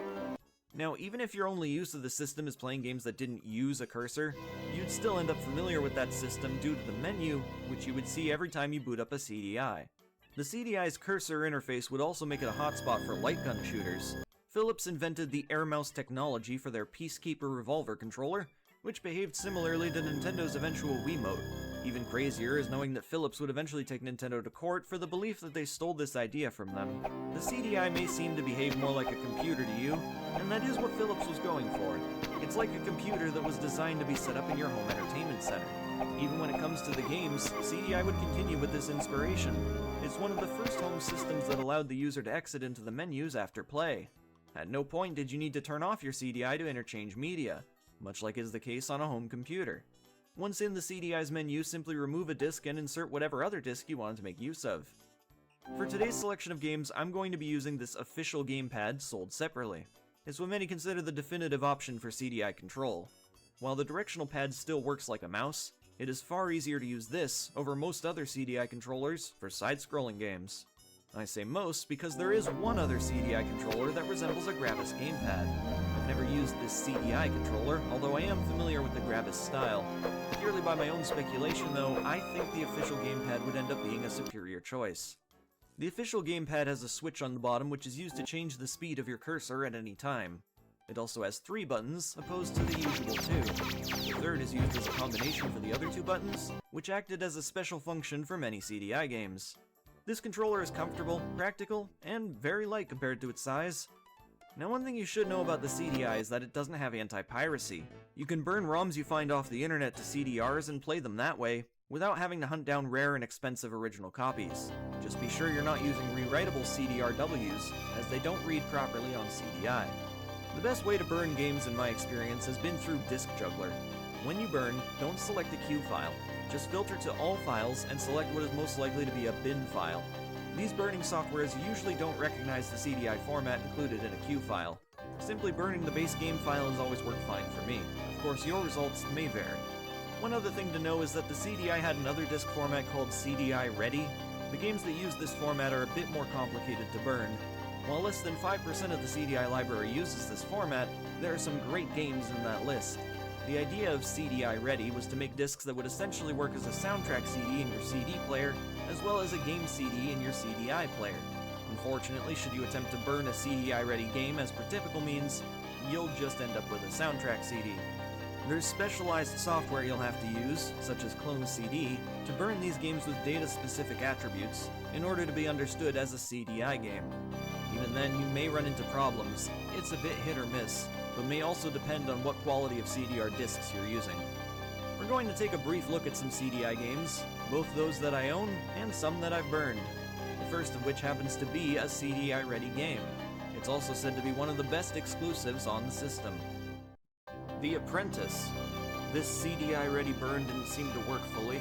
Only managed to play one level, but I feel like this game speaks for itself. This vertical platformer is praised for its creative art style, music, and level design. Jumping around while collecting keys and avoiding hazards is a lot of fun. However, I found the controls to be a bit floaty. During my short play session, I also came across some obstacles that were very difficult to pass without taking damage. To me, The Apprentice seems like a good platformer that anyone could enjoy, and for the CDI, it's for sure a must-play. In 2019, a 9-year-long project was completed by a homebrewer who brought the game over to PC, so now you too can play the game so long as you have an ISO image of the disc. Family Games 2. We're going straight from what is considered possibly the best game on the CDI, to what is probably the worst game on the CDI. But the disc is a dang pizza. How could it go wrong? Oh, just wait and see. It starts off with a bunch of silly names to some hillbilly music. Following this, you're placed in a sort of interactive menu where you can select between 5 really bad games. First was The Buzz Bunch. Most of these games start with a short cartoon. For this, we see our protagonist shoot off some rounds and then toss his weapon into his own ass. Real nice. This is a shoot 'em up with the most indistinct obstacles I've ever seen in a game like this. There aren't any sound effects while you play, and the animations are very simple. Then there's Goin' Dutch, Mortal Pong. The introduction here is just a man getting really pissed at his wife for ordering too much expensive food. Then you play a basic game of Pong while creating a bloody mess out of the bugs that pass on by. I'm sorry, wasn't this called Family Games? Super expensive food. Then you play a basic game of Pong while creating a bloody mess out of the bugs that pass on by. I'm sorry, wasn't this called Family Games? Super Exploding Pizza 2, the new ingredients. You put toppings on a pizza, that's it. Placemat Power. Now those are some graphics. This is your basic painting program. It has some pre-made art you can color in, but that's actually the least interesting thing on offer here. There's a fair selection of shapes and different types of brushes that you can use to create detailed pictures if you put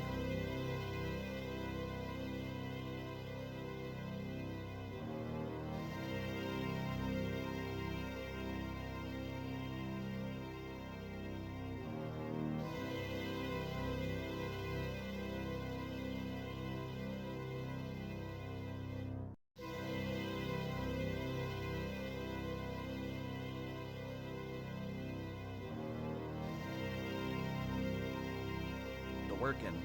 Yeah, this doesn't beat a computer mouse using MS Paint, but that being said, for its time, it ain't bad. Room Service, with a parody Doom logo.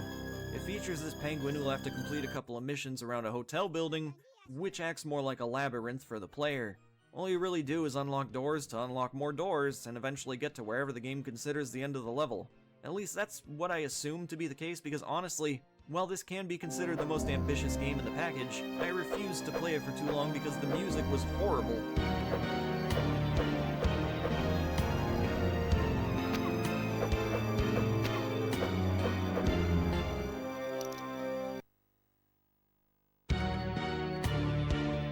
You walk too slow, and everything looks the same. I think you're fired, Penguin!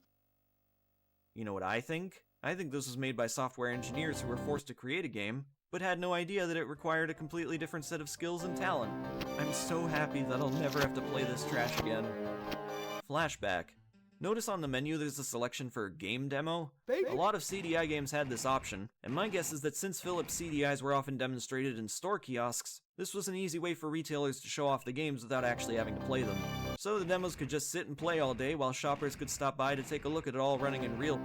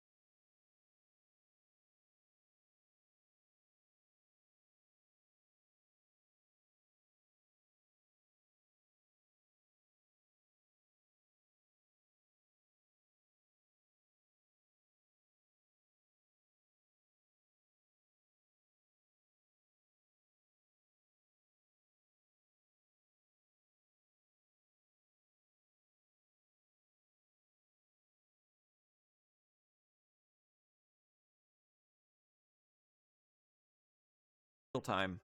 Anyways, Flashback is a classic cinematic platformer known for its impressively animated sprites and intuitive puzzles. The game's been ported to a lot of systems, more recently the PlayStation 4 and Nintendo Switch.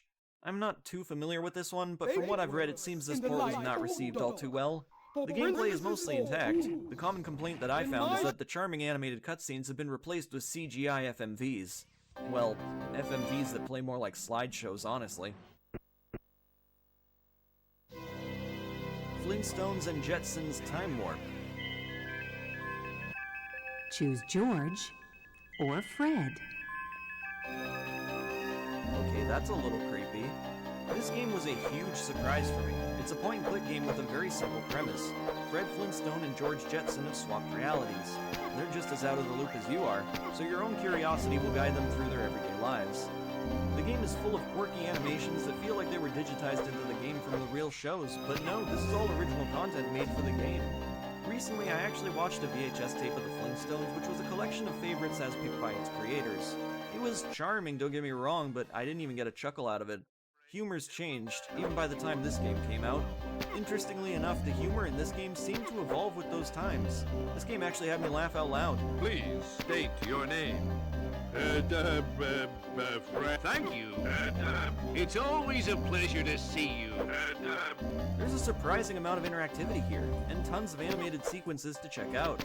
I know it doesn't look like much, but this is a really great point-and-click game that I highly recommend. Oh, great! I'm on TV, and Bonnie's not even around to see me.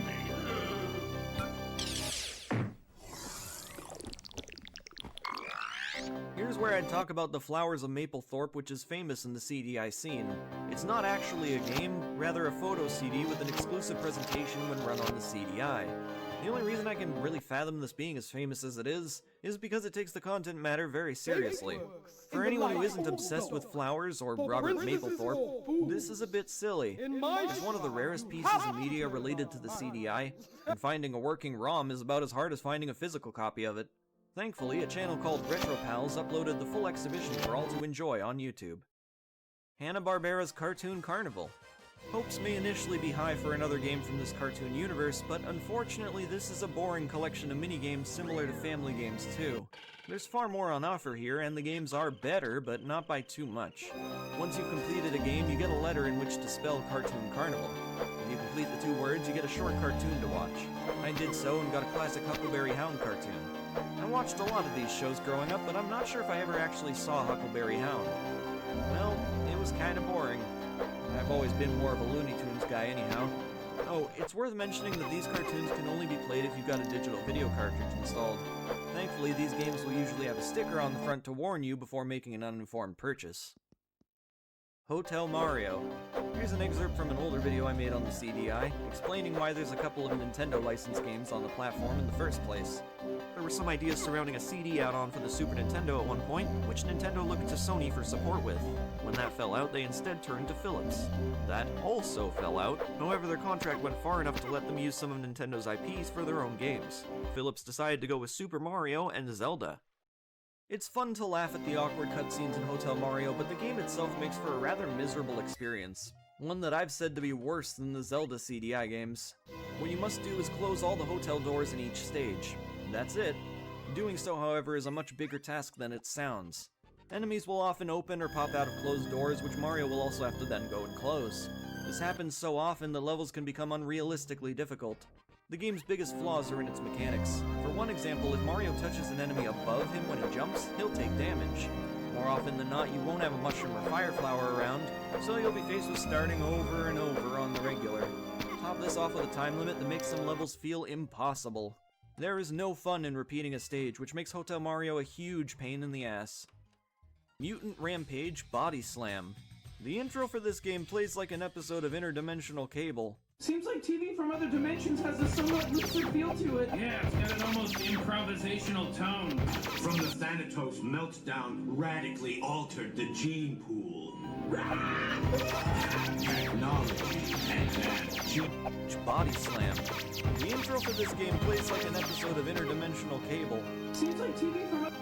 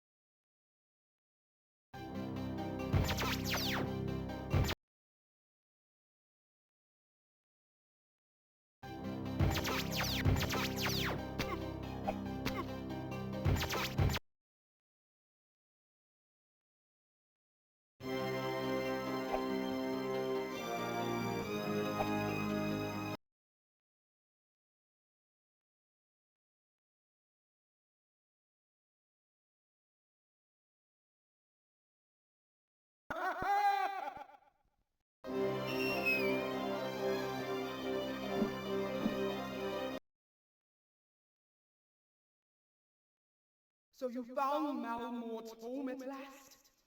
Now touch your wand to the stone on the right. For I am Malmort, who controls future and past. And I will make us even in magic.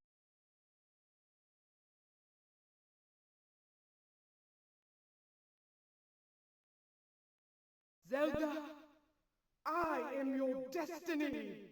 I weave the cloth of your quest. So you found Malmort's home at last? Now touch your wand to the stone on the right. For I am Malmort, who controls future and past. And I will make us even in magic and might.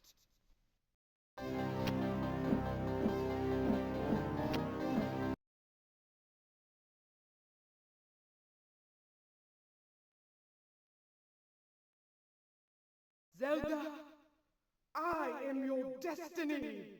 I weave the cloth of your quest. I measure and I cut what you lose. I deem what is fated and what is best. And I leave you no power to choose.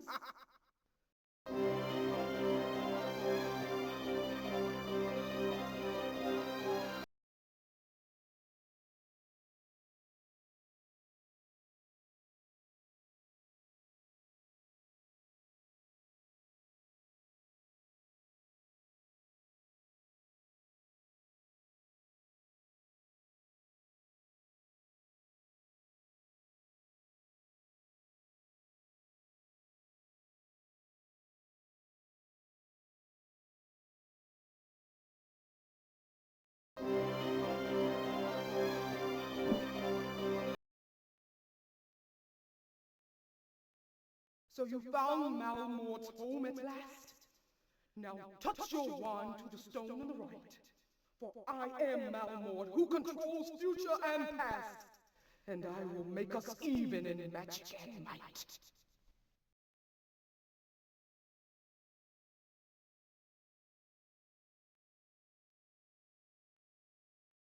Zelda, I am your destiny.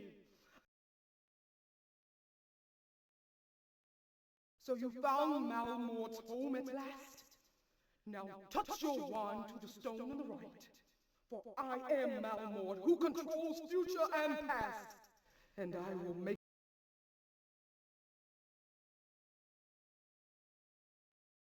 Other Dimensions has a somewhat looser feel to it. Yeah, it's got an almost improvisational tone.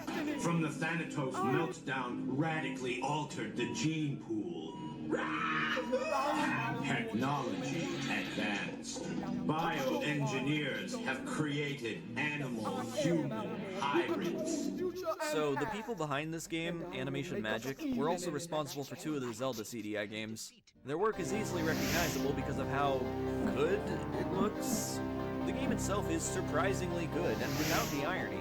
It's a beat-em-up with detailed background environments and a set of unique special moves for each character. You can also swap out characters mid-battle using the tag pads. The Titty Horse Lady came out of the blue, and she started beating up poor Damon Stone. Sometimes items can be found lying about, which can then be picked up and used for stronger attacks. As far as beat-em-ups go, you can do better, sure, but that doesn't make Mutant Rampage Body Slam any less entertaining. Had this been an arcade game, it could have been somewhat of a cult classic. Now, it's just another CDI game, but a competent one. Pinball. Oh god, please don't make me play CDI pinball. This is no different from a cheap Flash game. Just look at some of this gameplay and you've got a good idea what's on offer here. The answer? Not much. Must admit though, I do always find it amusing when I hear stock sound effects that were used in Doom and other games. You think Doom on the CDI is achievable? There's one system that nobody's bothered porting it to yet. Tetris.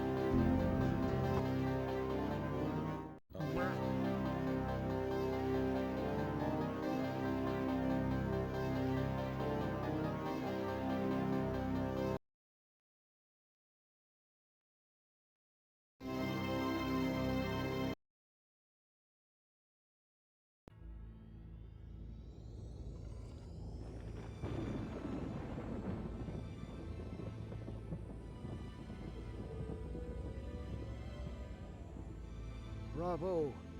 Once again you have proven you are worthy of your quest. Hurry now. Waters of healing and renewal await you. Remember to look for the great sea island to the south.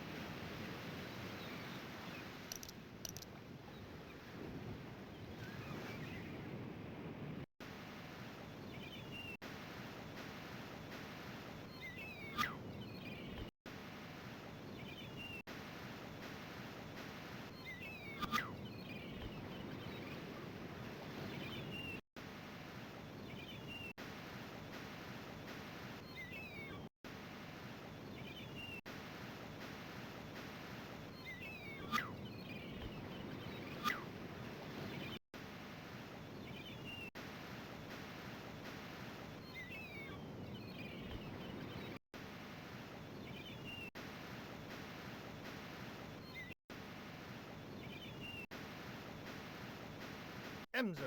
If you wish to cross the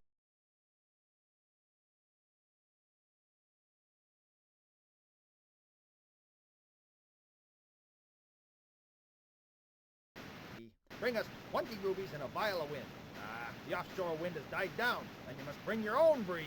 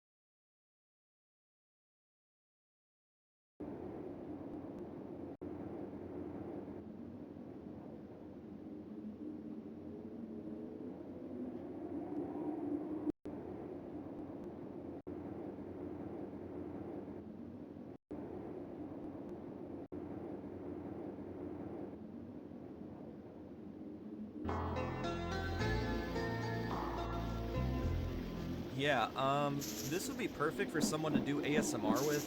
It's a basic game of Tetris with 9 different FMV backgrounds to soothe your soul. You can choose to clutter your board a bit before starting to make things more interesting, though I'm not sure if a fast-paced, frantic game of Tetris goes well with this atmosphere. Call me crazy, but this music sounds like it'd fit perfectly in a Harvest Moon game.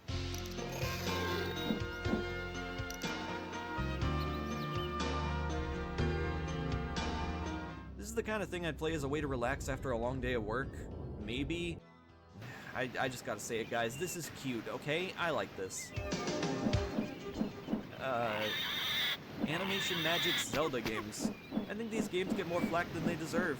Sure, they're riddled with poor design choices, but the eventual remasters released by Dopply show that at their core, these games aren't actually that bad. If you enjoy Metroidvanias, well, you should go play Shantae.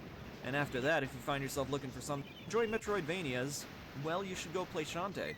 And after that, if you find yourself looking for something a little more mediocre, then check out Dopply's remasters. Ever since I started talking about the Zelda CDI games, I got countless requests to look at the third elusive game, Zelda's Adventure.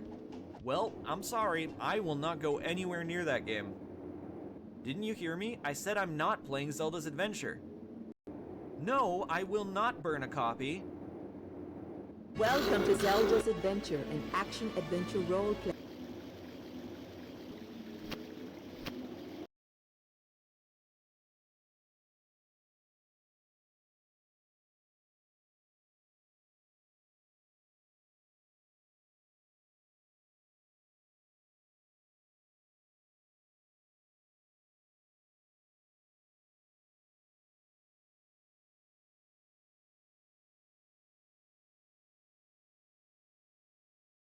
I find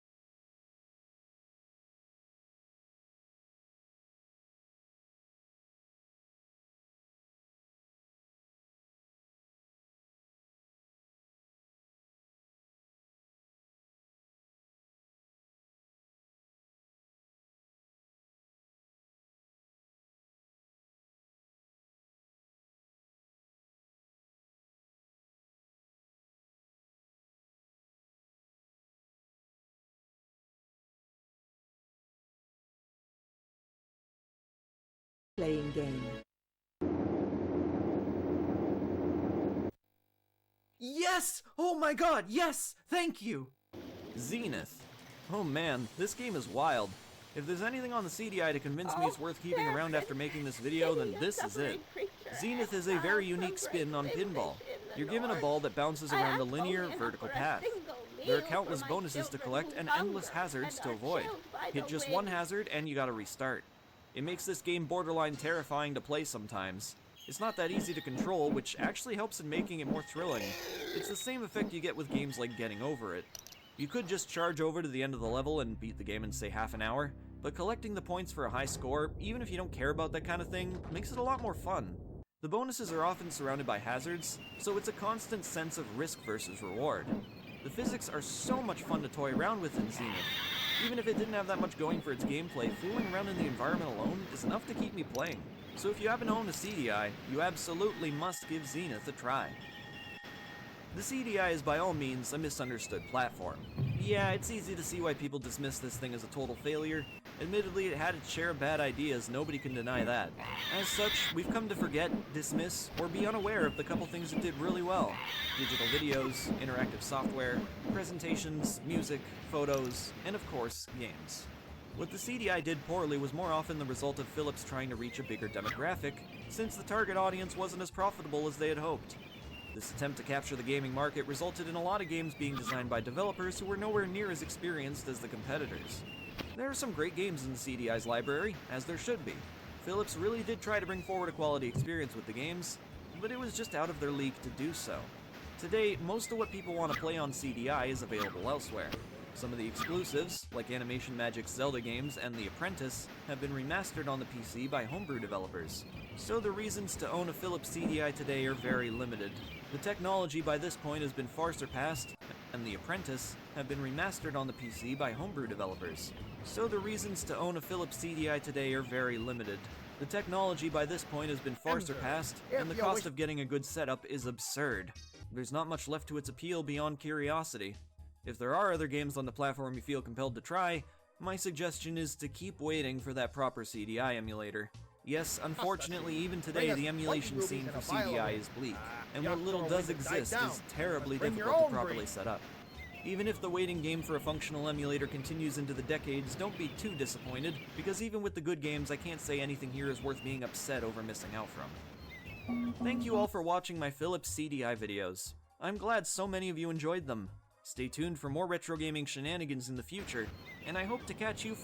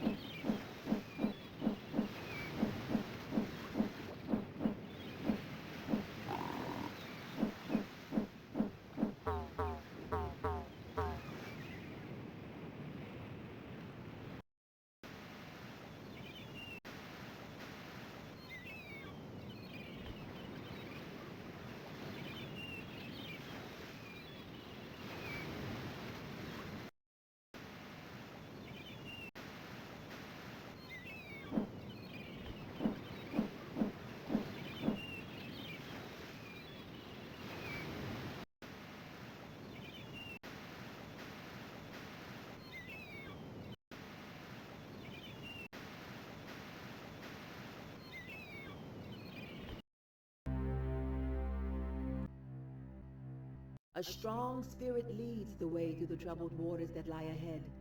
Stay above water and you will conquer the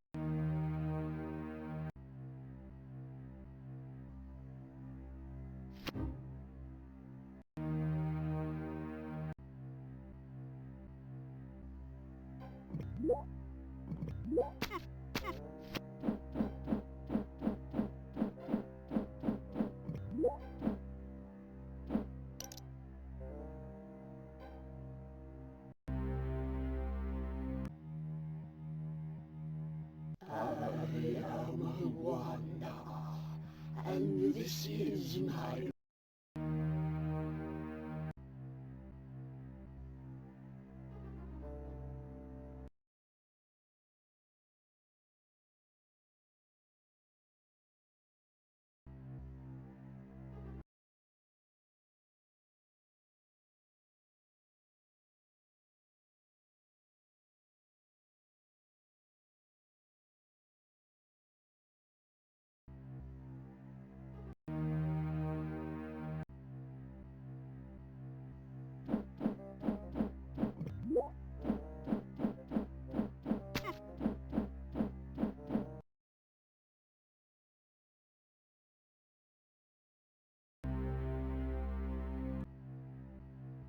A strong spirit leads the way through the troubled waters that lie ahead. Stay above water and you will conquer the evil Aguanda.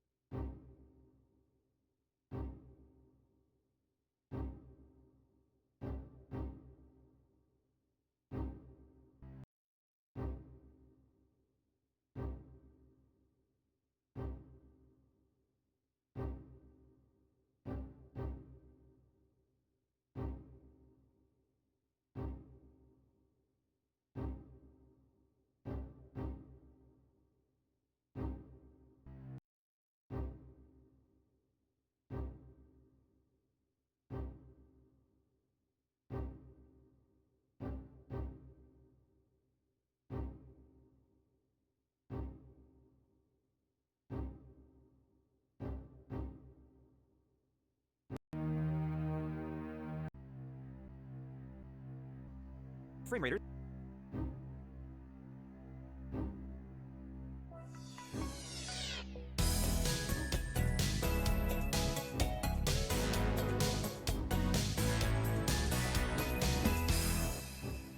The compact disc that we all know about was invented by Philips and Sony and released in 1982, and for 8 years the format was mostly just used for audio. Granted, the CD-ROM for computers was also invented in the late 1980s, but didn't really see much penetration in the consumer market until the 1990s. So for the better part of a decade, CDs were sold alongside cassette tapes and vinyl records as the high-end music format.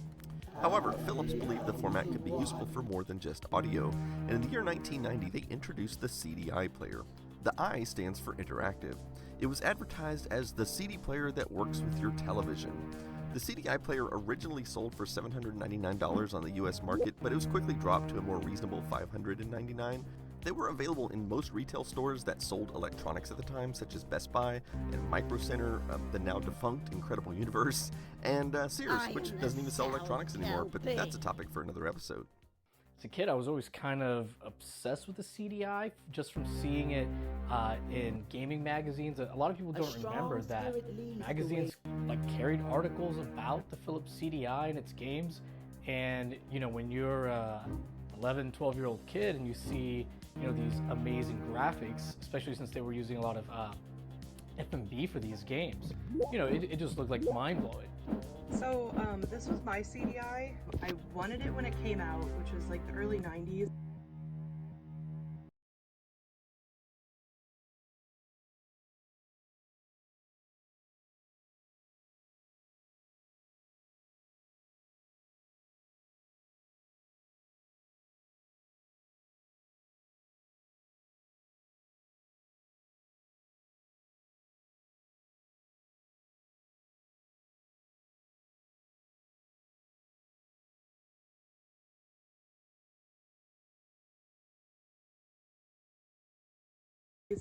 I was in 3rd grade and I had insomnia, so I actually watched the infomercial and it hit me at a weak point, and I was really convinced that I needed this, and I tried to convince my dad.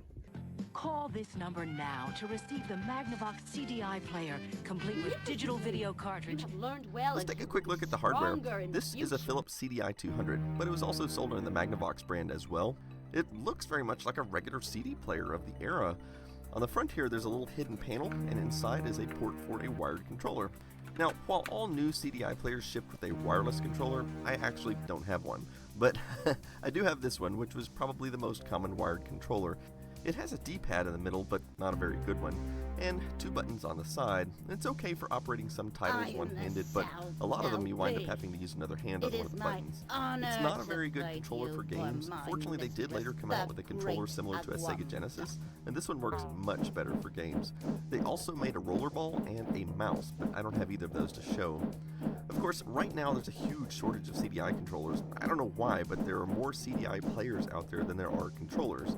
Fortunately, you can get a device like this, which will allow you to use a standard 15-pin controller from your PC, so that's always an option. Let's take a look at the rear. This one called Input 2, that's actually for a second controller if you have a 2-player game, for example. A sort of irritating place to put it. And this is a digital audio output for a high-end stereo system. So pretty rare at the time, actually, as it was a pretty new thing. And then here is, of course, your standard stereo audio and composite video jacks. And it had S-video output, also something pretty new at the time, with probably only very high-end televisions supporting it. Unfortunately, I suspect 90% of the users of the CDI in 1990 were probably forced to use the RF antenna jacks, just like a VCR would have had to use at the time. Let's open it up and take a look inside. Having a look at the logic board, you might immediately notice that it's running on a 68070 CPU. At first, this sounds kind of impressive. For those that are familiar with the naming scheme of the Motorola 68000 series of processors, you might be tempted to think that the 68070 would slot in right after the 68060, but no, it's actually a custom version that's more similar in design to the original 68000, which means it's a 16-bit CPU with some 32-bit capabilities, although it does run at 15.5 MHz, so that makes it twice as fast as an Amiga 500, for example. The new player was actually designed with many different types of media in mind. Of course, the device could play standard music CDs, which were very common at the time, and these discs usually had the logo of compact disc digital audio printed on them. However, the CDI player also opened up a whole new world of media types on compact disc, including CD plus graphics, the photo CD, the video CD, not to be confused with CD video, which is actually a type of laserdisc, which is analog data and not compatible here, and of course the compact disc interactive, or CDI. The CDI player today is often thought of as a failed video game console, but it was never really intended to be a video game console, at least not at the beginning. It was supposed to be a media center for your living room, sort of like the Xbox One of the day. It was going to replace your CD player and your VCR and your encyclopedias and your photo albums and of course your video game console and possibly even your computer. So let's examine each of these media types a little more closely. Being the compact disc was the focus of the system, it's sort of a given that the regular music CDs will play just fine in here. In fact, if you had this hooked up to your home entertainment system, you didn't even need to turn on your television to use the music CD feature. But you just might have wanted to turn that television on for those music CDs, because I'm about to show you something that I bet 90% of you have probably never seen or heard of before. But what I have here is just a regular music CD, at least that's how it appears on the surface. This is the exact same CD a person might have bought at Best Buy, Walmart, Musicland, or whatever. And they would have played this in their portable music players or their in-dash CD players in their cars or even in their home stereo. But if I put it in the CDI player, something magical happens.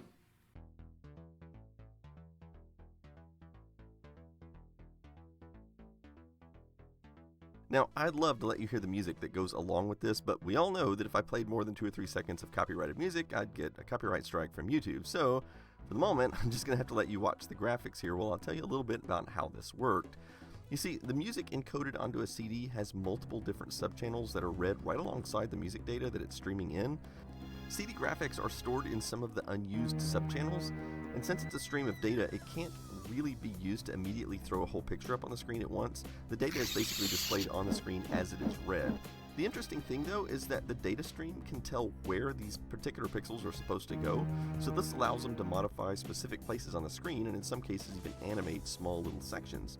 In this case they're using it for displaying the song lyrics that go along with what you're hearing, which again makes me sad that I can't let you hear the music with this. The graphics are limited to a resolution of around 300 by 216 pixels using a maximum of 16 colors, so this puts it in the same ballpark as a lot of computer systems and game consoles of the 1980s, which makes sense being this was developed in the 1980s anyway, even if it didn't show up in the market until 1990.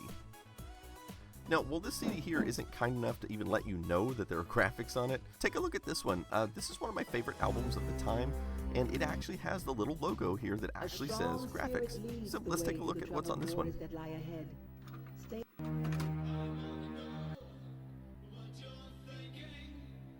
I would say that CD graphics was a big market failure because, like I said, the vast majority of people I've talked to didn't even know this was a thing. Millions of people owned these discs without ever even realizing that there was more on them than just the audio. If you want to actually watch some of these, there's a YouTube channel called the CDG Museum, and I don't know how they've managed to get these songs uploaded without copyright strikes, but you can watch many of them over there, and I'll put a link down in the description. Now, let's talk about another CD type. This is a photo CD. Now, what I have here is just a demo CD, and it's on a factory press CD that was actually included with this standalone photo CD player. Now, I used to have a ton of photo CDs around, but I threw them all away a long time ago after copying them off to my home server. But for those that don't remember these, here's how that worked. During the 1990s, you were probably using a film camera, and when you were done with your roll of film, you'd go to Kmart or your local pharmacy or wherever they did film developing, and you'd find a stack of envelopes similar to this. And so you fill out all the personal information here, and then you check off what sort of prints you'd like made. And then one of the options you could pick from was a Kodak photo CD. Okay, this one actually says picture CD, which is a slightly different format that came later, but I couldn't find one of these that said photo CD on it because it would have had to have been from the 1990s. But you get the idea. So you put your film in here and you drop it off, and a few days later you go back and you pick up your film and you get your negatives back along with a photo CD. Now, the photo CD would look a little different from this. Normally it'd be on a gold CD recordable and it'd look more like this, but this is all I have for the moment. So let's put this example photo CD in here and see how it works. Now, you might think that a photo CD is just a bunch of JPEG images stored on a CD, but it was actually a proprietary format with uncompressed raw images. In fact, even a computer could not view these photos without using special design software. But with the CD...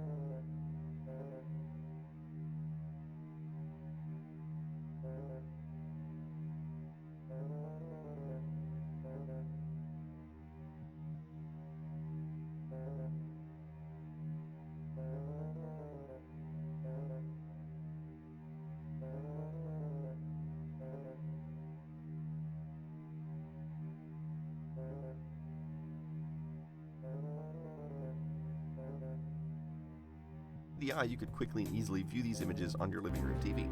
Also, keep in mind that there was only standard definition television back then.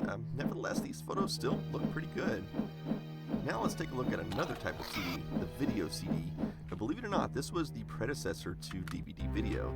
In fact, most DVD players were backwards compatible with video CD. However, DVD uses a different type of physical media that actually contains more information and is double-sided. Video CDs, on the other hand, use the same physical type of media as a music CD, and thus they're limited to about 700 megabytes of data. So how did they squeeze a video stream onto this? Well, they used MPEG-1 compression. Now, back in 1990, computers were not fast enough to decode an MPEG-1 stream like this using purely software. So if you look at the back of the CDI player, you'll notice a cartridge slot back here.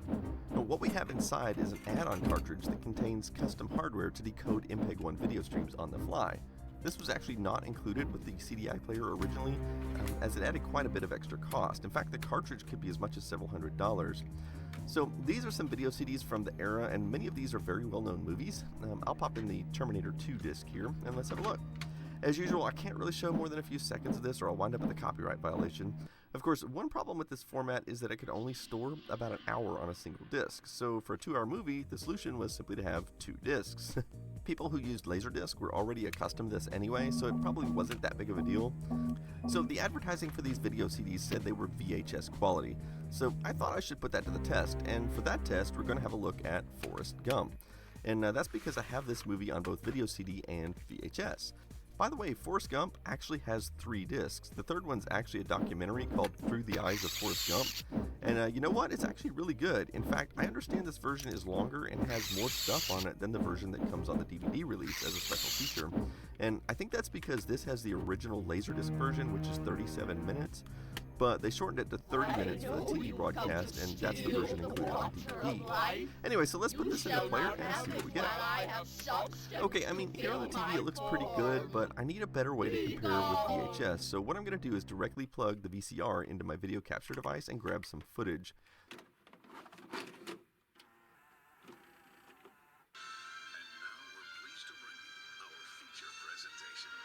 Sorry it's showing in black and white here. I had the chroma turned all the way down for some bizarre reason, but don't worry, I fixed it and recaptured it later. Anyway, I can't really show you very much full screen capture or I'll get a copyright strike. I know I'm beginning to sound like a broken record, but it is what it is. So anyway, I captured some footage from VHS, and now it's time to capture the same footage from VCD. And here's where we run into a bit of a conundrum. I did use S-Video from the CDI player since it offers it, and I think that's fair to do because VHS was incapable of S-Video by its very nature, but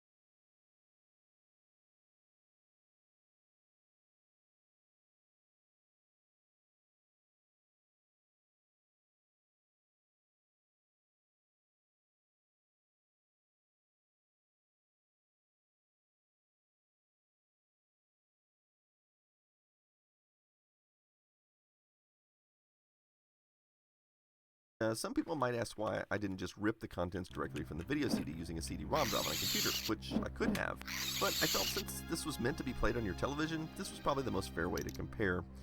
So I have some side-by-side clips here, and at first glance they seem pretty similar other than some difference in color balance. So what I'll do is show you some still frames I captured from both. So here's the video CD, and now VHS. Let's try it on a different frame. Again, here's video CD, and now VHS. Now let's zoom into a specific area and see if we can see a little bit more detail. So I hate to say it, but I think VHS actually looks better, and just for the fun of it, here's a 720p version of the same thing, but on the right side, video CDs can be played thousands of times without any degradation, unlike VHS, plus you don't have to rewind them. Okay, so we've had a look at some of the formats that the CDI player was designed to play, but none of those formats, at least up to this point, have been proprietary, meaning the music CD, the photo CD, the video CD, these are all things that could be played in other dedicated players. But of course the CDI player had its own proprietary sort of executable code, which could be used for encyclopedias or video games. The CDI player isn't known for its great library of games. Philips believed that the FMV, or full motion video cartridge, was the CDI player's biggest asset for games, and this allowed it to play games like Dragon's Lair. But in my opinion, I think the FMV cartridge was a hindrance. I'll use Dragon's Lair as an example. I remember when I first saw this game at the arcade, and everyone was gathered around the arcade watching it being played, and the graphics looked absolutely incredible at the time. But that's because I didn't realize the game was just a bunch of pre-recorded scenes, and thus you weren't really controlling the character, rather controlling which scene comes next with careful timing. Now watching the game was fun, but once I actually played it, I was rather disappointed. And so many of the titles for CDI were designed at least partially around this premise. Games like Mad Dog McCree added in mysteries to be solved with some action, Mad Dog McCree but they weren't nearly as interactive as they appeared on the surface. And here's another one, Phantom Express. Now this is just a pre-recorded roller coaster scene. The only thing you control is the little crosshairs to attempt to shoot at stuff. And here's a kids game called The Busiest Neighborhood Ever. Again, this is just a bunch of FMV scenes put together with triggers on certain areas. If you want to find something special, move your star around until it flashes. Then press an action button and something fun will happen. But it does allow a child to kind of explore the neighborhood. I think some of the best games on the system were games that didn't require the FMV cartridge. Tetris is a great example. Now I've played Tetris on a lot of platforms, and admittedly the original NES version is probably my favorite just from a playability standpoint, but I think the CDI version is easily my second favorite, and I think you'll see why. Every level in the game has a unique moving background plus a unique soundtrack. Here's another level. And here's the next. Pretty neat, huh? Here's another one of my favorite games. I've also played Lemmings on a number of different platforms, but this one is really unique for a few reasons. For one thing, it has this really long, like 5 minutes long intro. However, the FMV cartridge is not actually required to play the game, as for the game itself, it's very similar looking to most other 16-bit consoles and computers of the era. I think that the strongest resemblance is the Super Nintendo version, but I think the music is just one giant sample played right off the CD. Eventually I saw AVGN's video about the CDI, and I don't know, I just never really believed that it could be that bad, and it really isn't. There's some really good titles on the CDI. Some of my favorite games on the CDI are Thunder in Paradise. It's I know this sounds strange, a great FMV game. It stars Hulk Hogan just being super hammy. It's based on a TV show he did in the 90s. And it has, especially for being just a shooter, a lot of variety. It's on rails, but it constantly changes each game where it stops, the order of the enemies. It has multiple endings. I've beaten it dozens of times at this point, and I'm still finding new FMV cutscenes. I was really lucky enough to get Link, Zelda, or both of the Zeldas and Link. They were terrible games. There's a great beat 'em up also called Mutant Rampage Body Slam.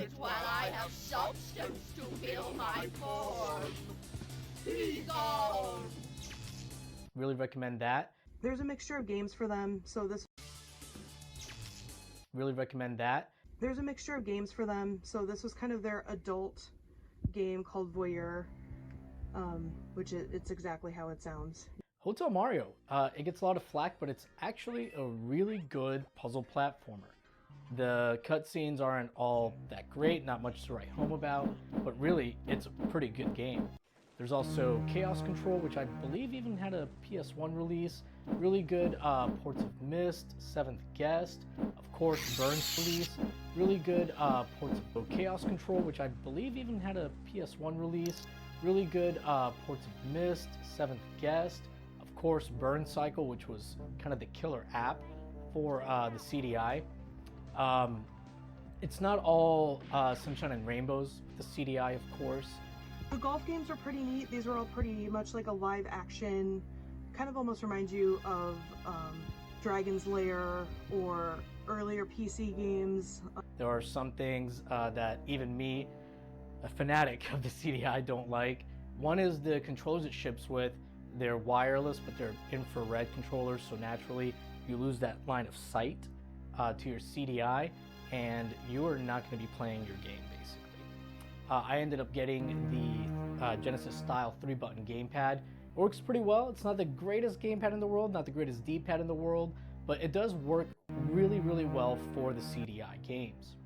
All of the software, whether it's a game, encyclopedia, whatever software you're using for the CDI, they all had to be made to be able to use any of the input devices. So even their light gun, you can use that to play a platformer game. I don't recommend it, but you can do it if that's how you live your life. Another really interesting thing about the light gun is that it will work on a modern TV. You do not need to use a CRT. So somewhat forward-thinking, I guess. To me, it's partly because of AVGN's videos about it. People don't take seriously, and it was never really meant to be a gaming platform, at least not initially. So to me, it's pretty impressive what they were able to do. The whole point of the system was kind of to replace most all of your entertainment in your house. So they wanted it to be your VCR and be your game system and your educational system. They didn't want you to have a computer anymore. Like, they were just trying to replace all of that. So it was supposed to be multifaceted. They kind of achieved that to a point. There are some hidden gems on the CDI, but like any other console, it has plenty of bad games as well. And you do have to look a little deeper to find those hidden gems. So one thing that gets talked about a lot is that Philips managed to secure the rights from Nintendo to use some of their characters for games, such as in this port of Zelda. But they contracted these out to another firm, and the games ended up being almost universally hated. And in fact, sometimes these games are used to judge the entire CDI franchise, which I think is a bit unfair. There were many different versions of the CDI player, such as this top loader that came a few years later, and it's surprising how much smaller it is. It's supposed to open on its own, but mine needs just a little bit of help. To put a CD in, you just sit it in here, and there's no snaps or anything, and then you just close the top. On the front, you get a controller port. On the side is a power on-off switch. And on the rear, this one just has the standard low-end options for audio and video. One bizarre thing, though, is the power brick. It uses an RJ45 connection. At first glance, some people today might think this is an Ethernet port, but it's not. The model also has... One bizarre thing, though, is the power brick. It uses an RJ45 connection. At first glance, some people today might think this is an Ethernet port, but it's not. The model also has a slot for the FMV cartridge. You just have to squeeze here and this cover pops off. You may notice this badge on top that comes with the cartridge so that you can show externally that your model is equipped with it. But the cartridge itself is essentially the same as the one from the previous unit. The smaller top loader was priced much lower and was designed specifically to compete with the Commodore CD32, neither of which made a huge splash in the gaming market. It wasn't until the Sony PlayStation arrived in '92. The loader was priced much lower and was designed specifically to compete with the Commodore CD32, neither of which made a huge splash in the gaming market. It wasn't until the Sony PlayStation arrived in 1994 that the compact disc would make a big impact for gaming. Later they did come out with this more compact front-loading unit, and I think this was sold mostly to like schools and businesses and things like that. It seemed to have an FMV cartridge essentially built into it, although one bizarre thing I noticed is that it will not play CD plus graphics. I think the CDI player was the first of its kind, and Philips didn't really know what to do with it at the time. And I think had they bundled it with a better controller and maybe focused on a different genre of games instead of the full motion video type games, I think that it would have been more successful as a gaming console. However, it did pave the way for other consoles, including DVD video, which was based heavily off of the video CD design. Anyway, I hope you've enjoyed this look back at the Philips CDI, and as always, stick around to the next episode, and thanks for watching.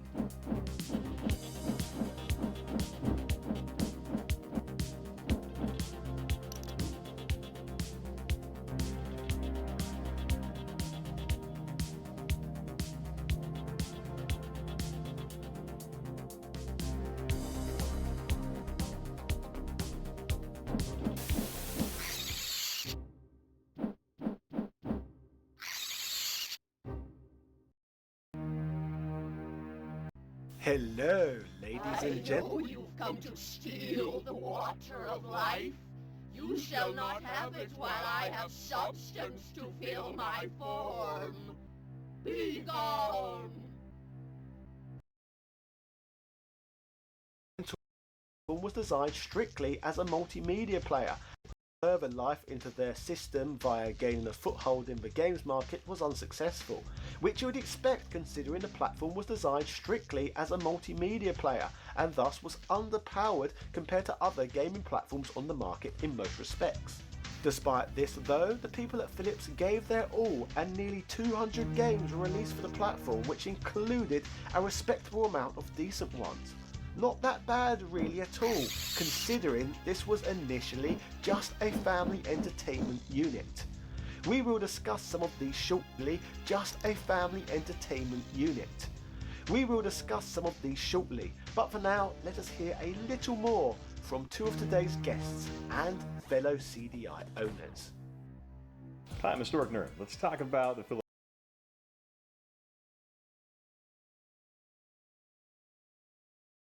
And I think it is worth touching on once again, with and why on the planet little poor time and time again games that saw I think enough.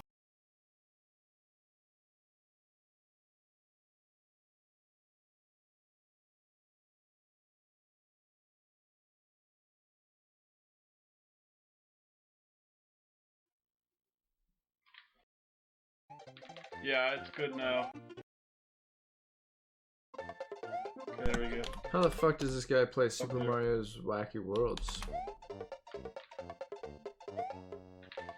We'll call that good, since you can't get up there. What the fuck? Hello, Blenny. Why did this guy speedrun Super Mario's I don't think you can get up there. Wacky Worlds, man? Oh!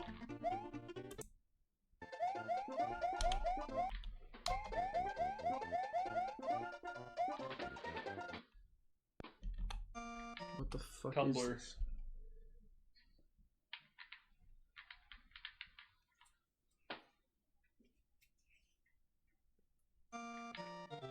Okay, it's identical to the other level. That's nice.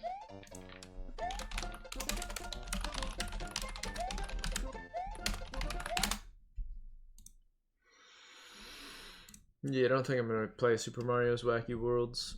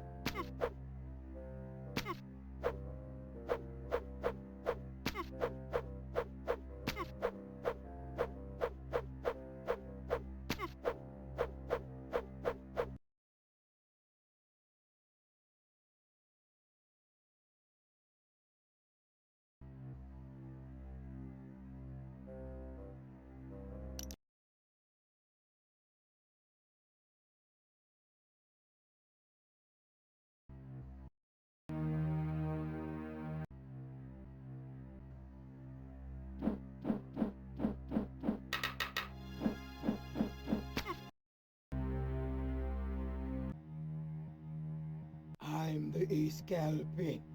I bar the way to my mistress, the wonderful Aguanda.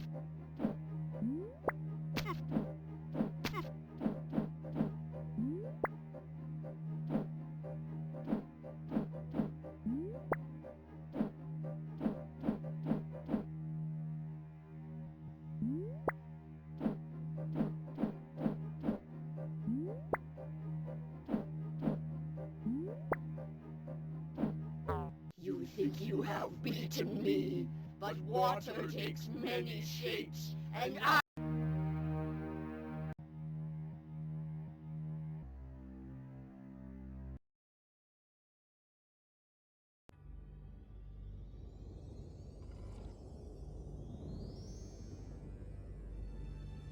You have overcome great trials, but evil still looms over Tolamak, Zelda.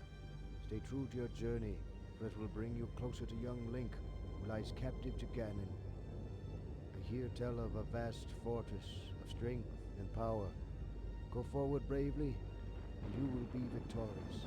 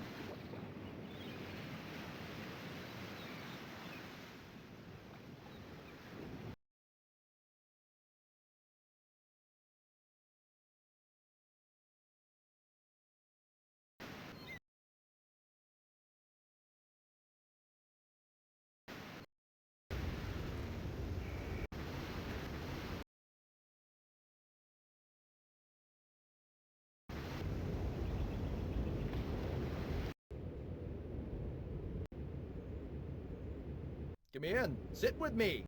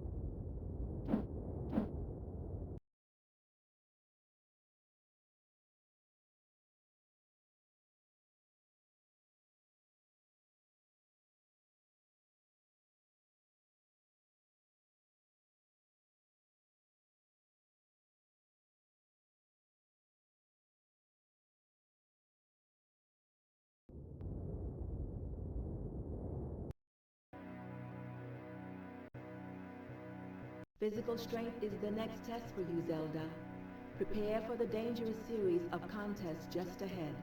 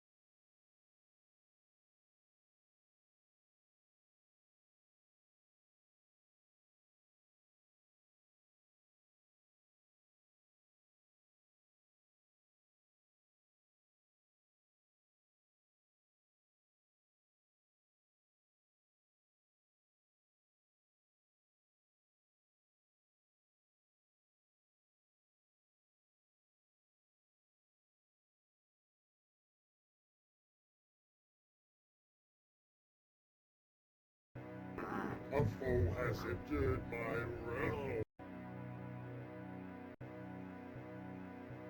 Please, miss, I'm so thirsty. Would you draw me some water?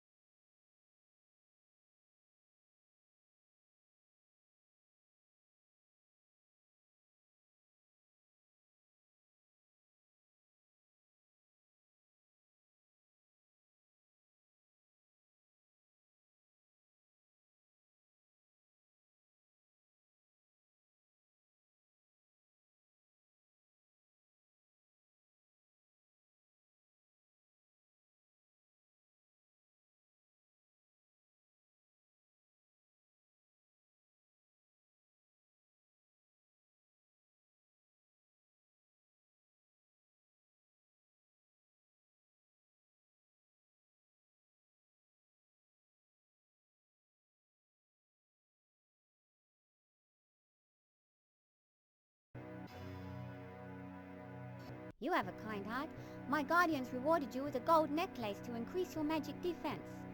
May you use it well.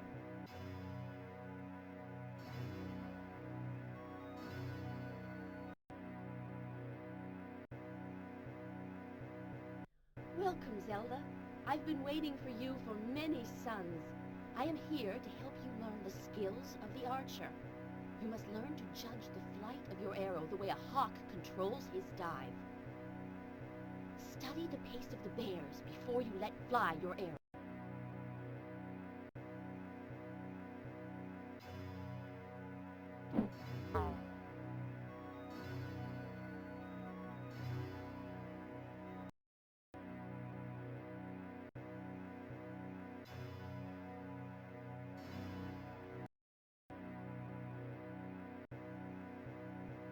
Hello there, little one. Step up and buy a ticket to the joust.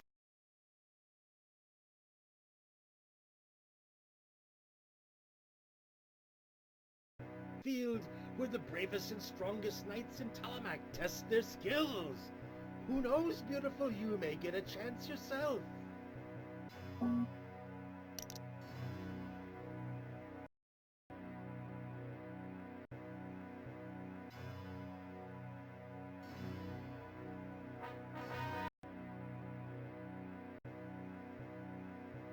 Dare you ride in the joust against the Red Knight? Hold tight, little enemy. You have something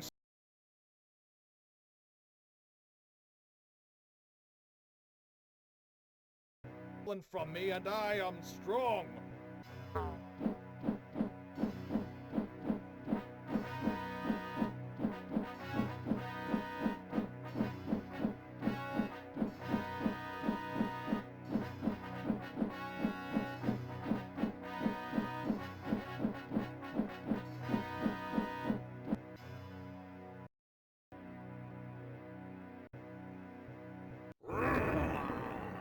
Who has harmed my Red Knight?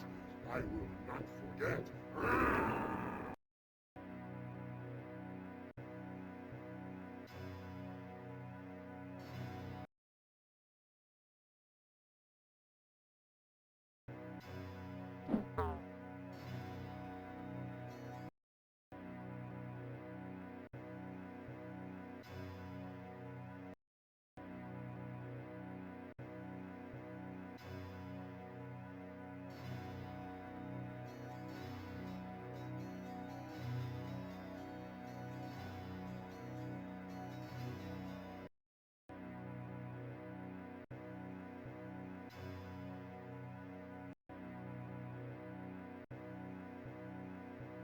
What have we here? A princess.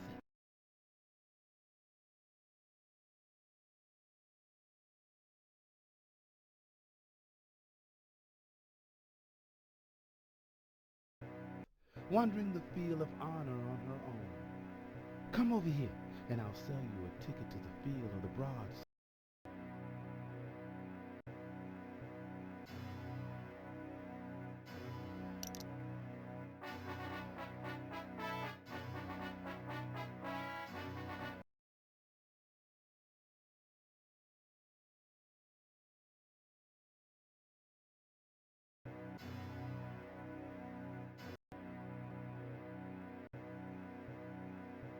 A thin waif like thee?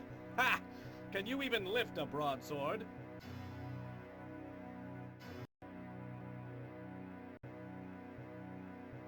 One as small as thee put to flight my brother. This I must.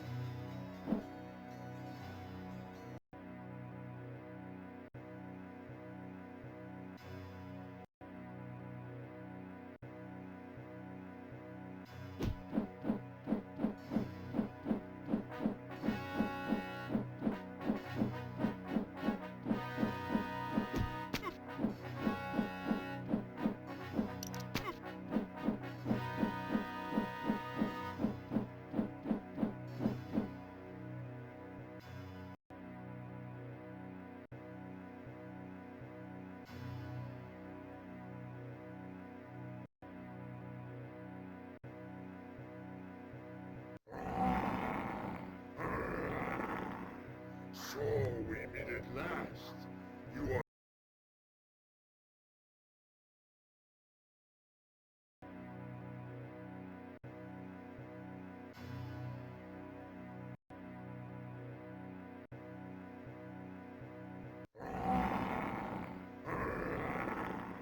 So we meet at last. You are small and weak. You're no more than a bite for a warrior such as me.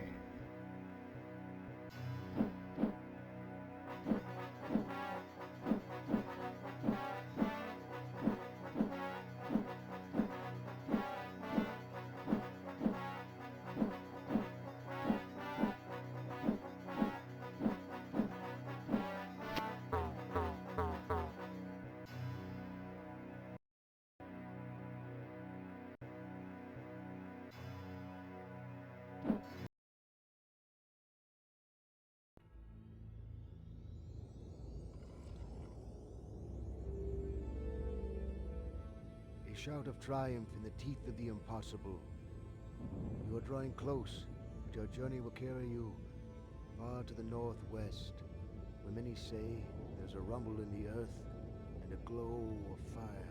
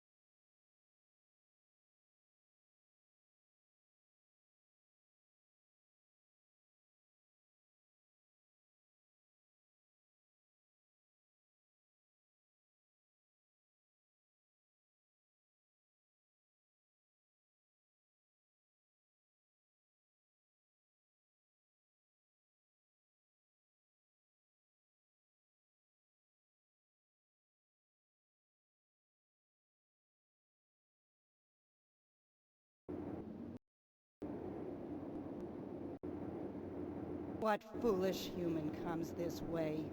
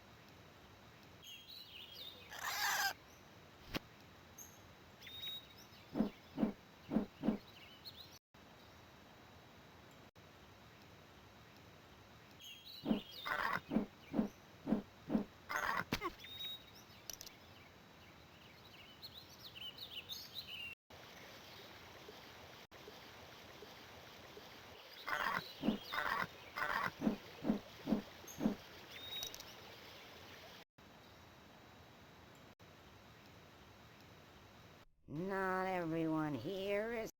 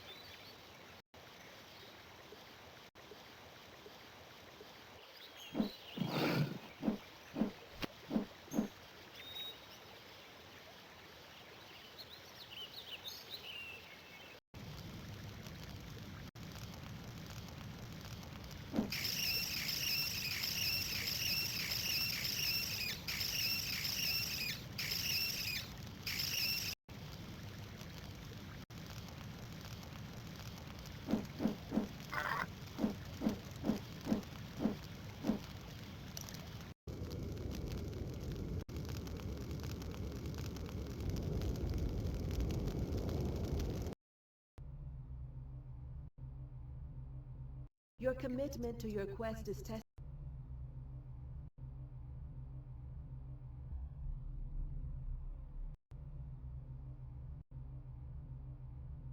Be gone!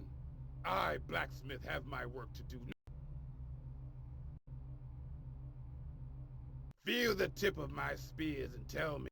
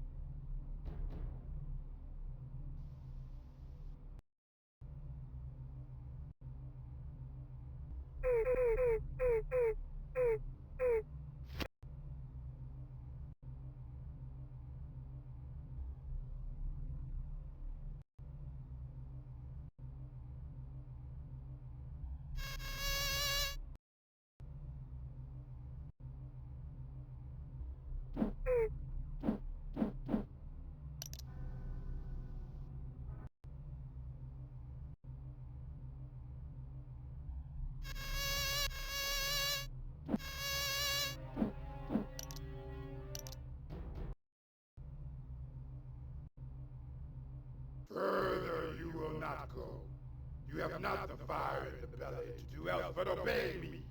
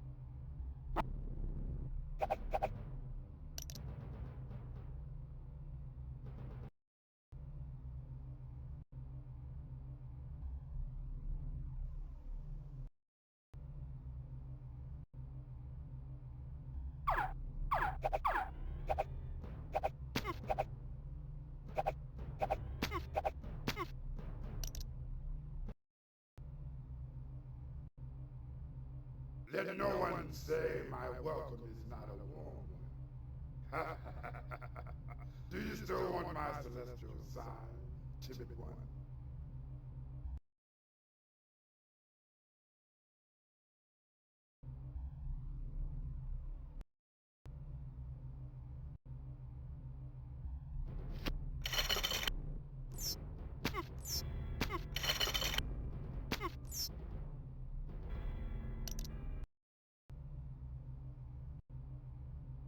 The sign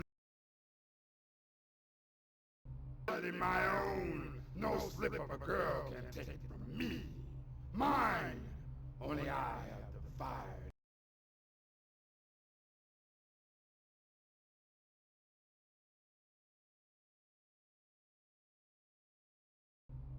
To keep it.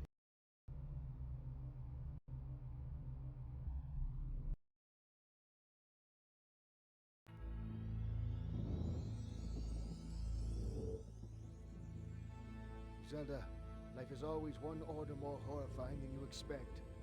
The great evil Ganon spoiled your victory. Make haste. Do not let him out of your sight.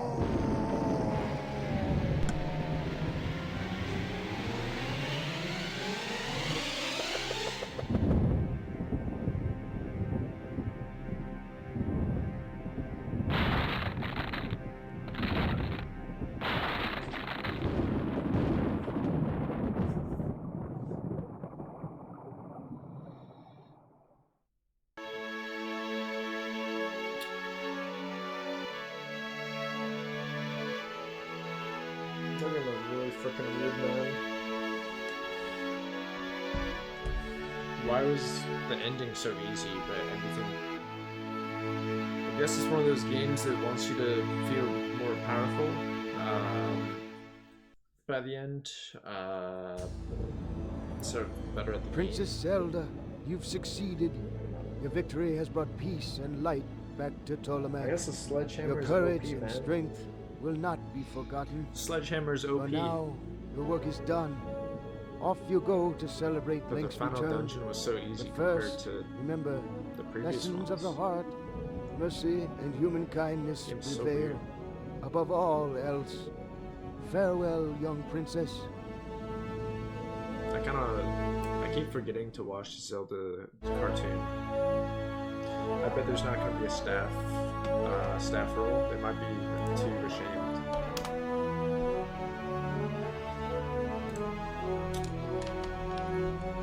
Ruby Steve's right.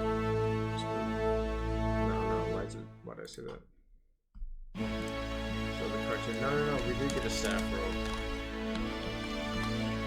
Yeah, the Zelda cartoon is short, so I may even like want to watch it. It'd be kind of decent to watch. It might be kind of entertaining. Apparently, this game took 2 years of testing. That was the testing phase. I do not know, Michael. I do not know how long the development itself took.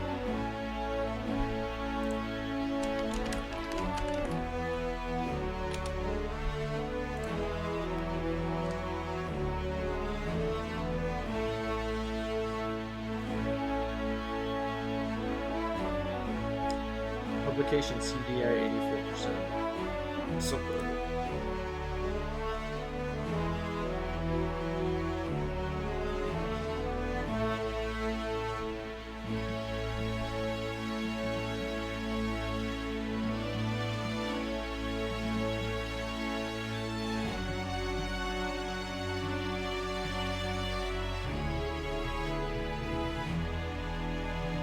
But she's still one of the doyens of console. They have a typo in the review on the CDI publication. They call it a RPG as well.